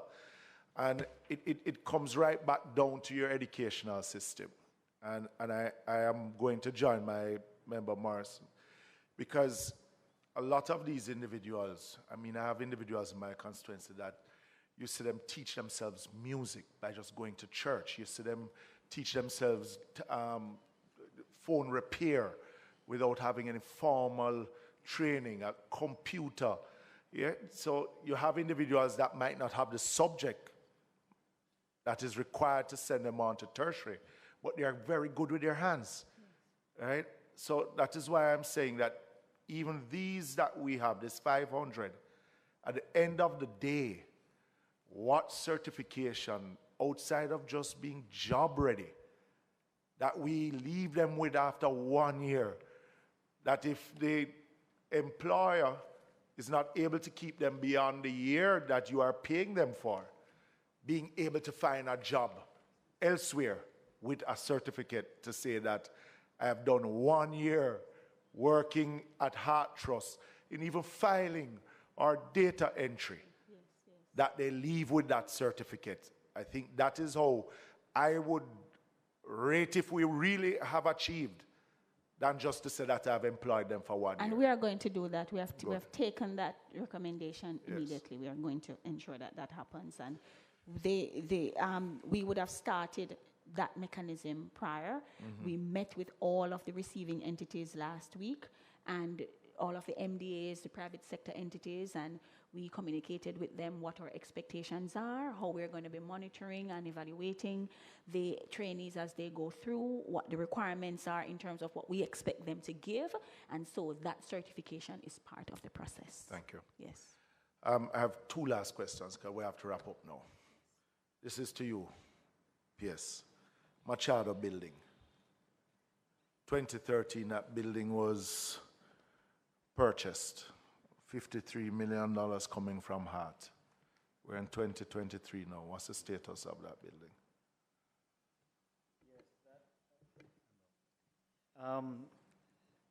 That is one that is really a very interesting exercise. I have found that we don't implement as effectively as we should, but we are looking now to see how we can repurpose that building within the OPM. There's another activity that is interested in utilizing that building. The discussions are underway with Hart, and I would want to see that advance a bit more, Chairman, before we speak definitively on that. But I accept that it has been underutilized for a long time. Underutilized? Non-utilized. Not utilized. Not utilized. No, and the reason why I asked the question, you know, because you're spending millions on an annual basis providing security, just the property taxes, the various different components to just have it sitting down there empty. Yes. But it has been a very long time. A second building that is in a similar is the old Jamantel building that the Ministry of Transport, I think it was, that purchased that building, but it has just been sitting down there having pigeons and rat bats inside there. You know, so... Agreed, Chair. And as I can't comment on Jamantel, but as I said, we are very advanced in discussions with respect to the So Hart Machado will not be building. using the building? Not according to the discussions we're having now. We're looking to have another entity under the auspices of the OPM utilize the building, and that discussion is well advanced. So that $54 million that Hart had expended, will that be recouped? As I said, we are advanced in discussions about how that will be rationalized, Chairman. Chairman, if I may, you can assist me. If my recollection is correct, Hart purchased that building as part of a redevelopment With plan. Ministry of Education. With Ministry of Education. So it was part of a redevelopment plan for that area. Redevelopment and to outfit it as a skills training center right. for Hart. So it was purchased within the context of a plan. So my first question, is that plan still intact? Has that plan been modified? Has that plan been scrapped? Right? That is my first other question. You know the answers to the plan within which it was bought into? Sorry, I thought you said you had another point. No, man, I want to go on because And that will determine. why has it taken us so long to decide? Yeah, I have what a to do follow-up with the question, building? but it's contingent on what the answer is. Yes, MD, can you comment on the plan? Thanks so much, PS and members. It wasn't the MO, it's the OEC. So the Machado complex is co-owned by Hart and the Overseas Commission. Okay, thanks for that correction. Overseas Examinations Commission, the OEC. So there's a co-ownership. So yes, indeed, when it was, and that would have predated both myself and the PS many years ago, there was indeed a plan in place, an architectural plan developed in terms of how the building would be repurposed to accommodate both the OEC and the HART NSTA That trust. co-ownership, it's $50-something million of 50, the building itself cost 104 million. and I that think was your is- portion of it. Yes. The 53 No, million. 53 million was Yeah, Hart's. is Hart's contribution or buy-in to that program. Is Hart averse to selling its stake in it? Well, through you, Chairman, that's what I'm saying. We are very advanced in discussions now to repurpose the building. I didn't want to say too much on it because the discussions are taking place, but the intention is to utilize the building in short order. The details of how the accounting for the expenditure will take place is a part of the discussions we're having now. No, but But planning to repurpose it, etc., as I said at the beginning, the acquisition was done within the context of a plan. If that which Hart was involved which in. Hart was involved in. And I was sort of insisting on the question of whether or not the plan has either been modified or whether it is alive, whether it's dead, right? Because the answer to those questions will determine what options you can pursue. If Yes. those plans no longer exist, then it's just a real estate sitting there, and you have to assess the best use of your value in it, your asset, your money investment in it. So the question still stands, PS. Is there a plan still in place? And I don't have that information. This is what I would say we have to look into that. I know that we at the Central OPM have been aware of the non-utilization of the building, and we are targeting the building for another purpose under the auspices of the OPM. I can get the information as to what exactly happened with the plan from over 10 years ago. Well, I did not come armed with that information. Let me ask the question this way then, Ambassador. Before your elevation to permanent secretary, were you not on the board of Hart? Yeah? Then, while being a board member, wouldn't this come up as a going concern, looking at the overall development plan that was in place prior to you being on the board? But as we speak about join up government, it has taken us this long to basically decide, because what would be interesting is the amount of monies that have been expended up to this point, not only securing the property there, but what would have been expended, redrawings and plans and consultants in getting it to a point that it should have been used. I am sure that we'll be startled at that number, because I am seeing where just in 2020, if I'm to go by the Auditor General report, a total amount of $34 million was spent in that year alone just to maintain the building. And we're talking about 10 years of an asset sitting down. Right? And that's why I asked the question in the other way. As a member of that board, did it really come up as a going concern? Thank you, Chair. And I'm happy you made reference to that. So I would have left the board of Hart about 8 years ago. And at the time I was on the board, that discussion was very alive and active, and there were great plans. I would have had the benefit of touring the facility and looking at all the potential. Happy to hear. I can say that having left the board, I did not keep in touch with the deliberations that would have taken place to this point, and I did not come prepared to answer that. But am aware that there's another entity within the OPM that has taken an interest in the facility, and those discussions are at a very early stage. So I can give an update. Please do. We'd love to get an yes, update on it. And at the same time, while giving the update, Dr. Ingleton, if we could see over the period what has been spent yet so far in just having that asset sitting there. My last question to you, Dr. Ingleton, the 5 individuals that you have on special leave, what's the status with that, with that case in itself, and how are we moving forward in that matter?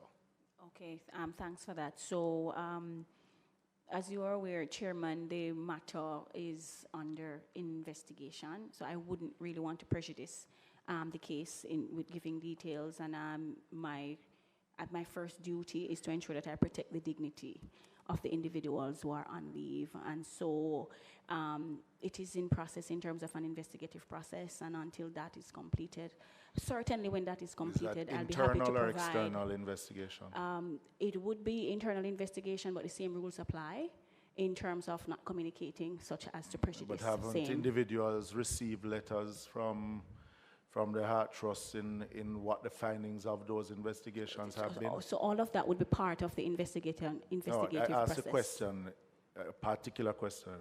Have those individuals received letters from Heart in the findings of the investigation having to do with each individual?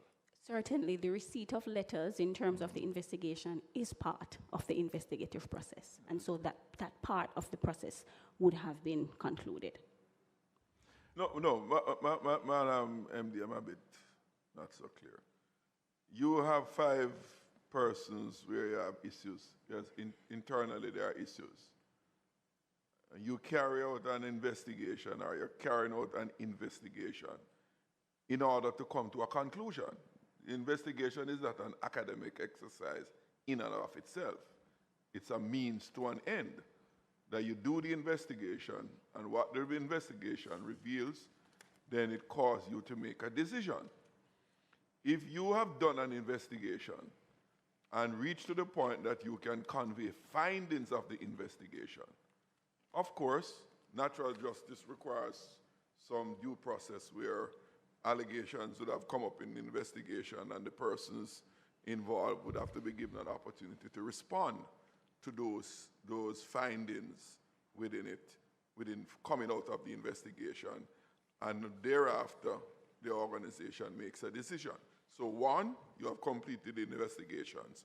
2, you have communicated the findings of the investigation to the parties involved. And 3, I presume you would have availed to them the opportunity to respond to the findings of those, some sort of quasi-appeal window for those persons. That appeal window would have a finite period to it. 1 week, 2 weeks, 10 days, 30 days, whatever the period is. So it's use an outside time of say 30 days within which to respond, to cause you now to make a final ruling, making continent, giving consideration to what the responses were, to make a decision. So, in further to the chairman's question, you ought to be in a position to say, based upon, we're not talking about the outcome, I'm talking about the process. Yes. You ought to be in a position to say, having gotten to this stage of completing the investigation, given the persons the requisite time for response, etc., and for them to, not only to say I intend to respond, but to provide a response, to enable you as an institution to make a final decision. Because this process can't be indefinite. And that is correct. No, well, what I expect to say to that question, the investigation is in train, it has reached such and such a stage, no comment on the content of it to that point. The ART intends to conclude the process by such and such a time, so that both the parties involved, the Parliament and the people, knows exactly that where you are towards an end. The answer you give is an infinite exercise. but you never give any finite projections to it. Okay. I'll have the. Thank you, go ahead. Chairman. You have outlined some aspects of the process, and indeed, we have been following all the aspects of the process to the T. There has been a clear process, and we have ensured that we do everything right to ensure that there's absolutely no breach. And so all that you would have outlined, we would have reached the stage where the individuals were indeed issued letters and were given a timeline to respond. And of course, following the expiration of that timeline, then there would be a hearing, which is part of the process. And that is where we are at this time. So how long have these individuals been on special leave? They would have been on leave for 9 months. And they 9 months. No. There's the internal disciplinary policy speaks to a timeline. They are not outside of the timeline. They have not. The 9 months have not been expired. They are within the 9 months per the disciplinary policy. And if it is that there is need for more time based on the process of the disciplinary, based on the disciplinary process, then that would be firmly communicated within the regulations, and they would be so informed. Chairman, justice delay is justice denied. 9 months for an internal investigation, decision making is awfully long. Member, what I would say is the 9 months for which the individuals would have been out, there has been no delay or lag in the process. The process has followed its order. The process need review then. From the moment the individuals would have exited the organization based on what was identified, we have followed the steps all the way. Every single time. When do you expect every this moment, to there has been absolutely when no do you breach expect this on to the part of the When do you trust. expect this to conclude? It would really be premature of me to indicate same, because as there are findings, as individuals are given an opportunity to respond, you have to wait for them to respond, as they would call in their own counsel, and their own counsel would ask for time for them to respond. Yeah, why I asked the question, you said within the regulations of the Heart Trust that there's a time frame for incidents like these, right? What is that time frame? So you're working first within the time frame that is within your own regulations. Within the confines, and yes. what are those time frames? The time frame for that is 9 months. So it is we are within the policy of the organization. So yes. you're no exceeding 9 months. We have not exceeded the 9 months. I asked you how long it is that they before have we been on exceed special 9 leave. months? Okay. No, I asked you the question, how long have they been on special leave? They would you have, said 9 months. They are, okay. So they would have been on special leave since February. Since February of this year. And that is to expire October 30th. We are not yet there. So at the end of this month. Yes. Yeah. So, but Okay. it took a long journey to get there. You know, how long the process now. That's why the chairman felt that they were on leave for 9 months. And the process take 9 months, that it would have finished. But now I'm clear now. Yes. So we are ensuring that we are within the confines and following every step so that the individual's their dignity would be protected. That is important to us. Chairman, yes. if I could add a comment Sure. to that, just for clarity. So what the MD is speaking to are the internal provisions with respect to the normal time that someone would be on special leave during a disciplinary process. It does not mean that if the process is not complete, and with the guidance of their board, they could be in a situation where the persons are returned to the employment environment, even if the disciplinary process is not complete. I just want to be clear that the window that the MD spoke to doesn't mean she's guaranteeing that the disciplinary process will indeed be complete within the 9 months. I'm not taking from the MD that it will be, because Right, if she, but- yes. as she stated, that the letters have been given on Right. the findings, And they but have then to there's give the an other opportunity to side of the process Yes. too. Hence why I asked, is there a time frame for this to be, for this process to at least be completed? Because if your regulation said 9 months, you're going beyond the 9 months now, I would expect, because it's not one or two individuals. Eh?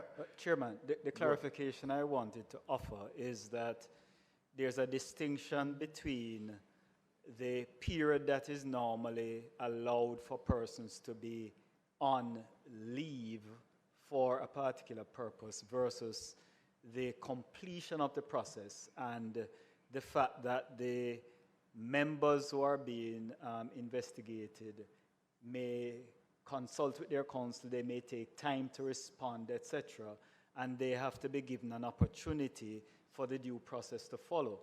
What the MD will have to take to the board at a certain point is if the time for which they would normally be on special leave is about to expire and the process is not complete, the MD would have to go to the board to make a recommendation in terms of how to treat with the fact that the disciplinary process is not yet complete. This is just what I want to make clear. And why I raise it, because it also was in the public Yes, of course. purview, and my understanding that these individuals also have given years of service Absolutely. to the Heart Trust. So we just, from where I sit is to ensure that due process is given to Heart itself, but to the individuals themselves. Yeah, it's just for the due process and some finality. You know, indefinite thing can be very, you know, the Pratt and Morgan case before the external court is on the basis just have them there languishing for a long time without making a decision. That can be more punishment than anything else. You know. Remember? Yes, Chair, just to comment that it's interesting that you raised your concern to PS regarding the property, procuring, the cost to government. And I just want to draw the parallel with Heart sometimes, like finding suitable locations for training, etc. Because it is interesting that there exists in this country poor use of the resources that we have. And I want to make mention of stadium, for example. You would know that, Chair. I was going to go there. Like you'd have stadium, you know, in Jamaica you have, I could probably cite two, but I won't. Underused. Underused. I could go to community centers, many of them shut down. People telling you, oh, MP, we need to build a community center. But when you look, you have 2 or 3 within the area closed. It's cow, donkey, goat tying there, you know, they're breaking it, they, you know, vandalism, they take out everything, the toilets are broken down. So I think pretty much like what happens in first world countries, that we need to make better use of public spaces, one, and that there be no gray area when it concerns who is responsible to maintain them. Because if we had even many of our community centers at a state where, you know, habitable or fit for purpose, we could have a number of these programs ongoing in these rural communities. Thanks, Chair. Thank you very much for that input. Dr. Ingleton, Ambassador, team, let me thank you. I think this was a worthwhile conversation to have where skills training is concerned. And as I remind you last week, we're not only here to delve down in numbers and sometimes disagree or agree to disagree and agree sometimes. But it is how, from where we sit and where we are the ones that are in contact with individuals out there. Because I've had Heart come to do a registration process in communities, and at the end of a 6-hour day, probably only 2 individuals sign up. Yeah? So at the flip side, you're trying to provide certification. On the other side, there are individuals who really not really interested. What they want is the work, but not the training or the certification. And that's why we emphasized, or we spoke about even the LIFT and the other programs that create employment for individuals. What is it that they get at the end of the day while creating that employment, which is state funds, because it's 3% of employees' contribution that goes to the Heart Trust. So it's not a matter of resources, but what it is that the rate of return of investment from those resources is what our concern is. All right? So I want to thank you again for coming again back this week, and the dialogue continues. Chairman, thank you so much for the opportunity. And I just looked down and I had sought the mic earlier to clarify a point, which I think it's useful for the record.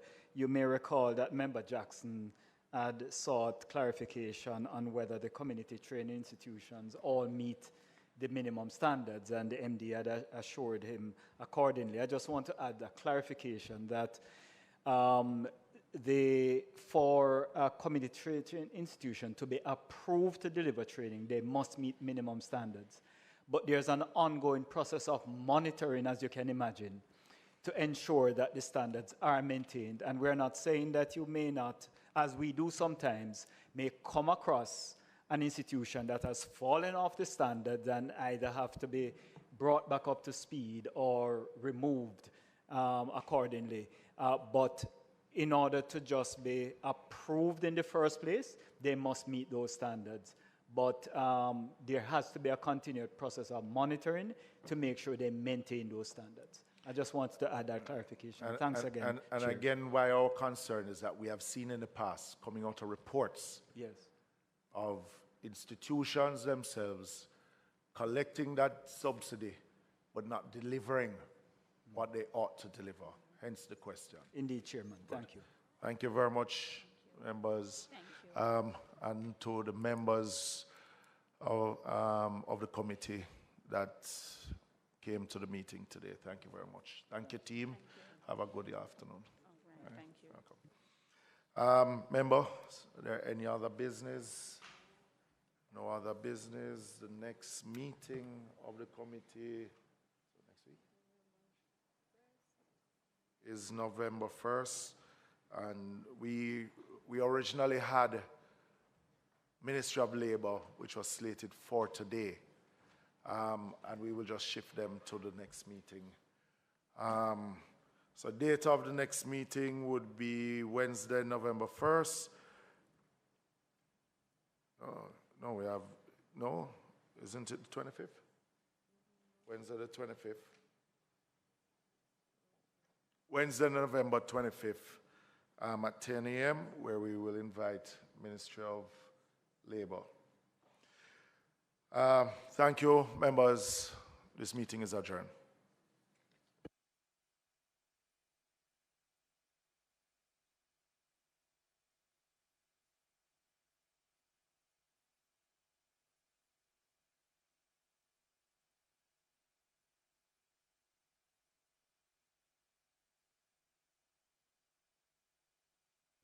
Sorry, members. Actually, the meeting is October 25th.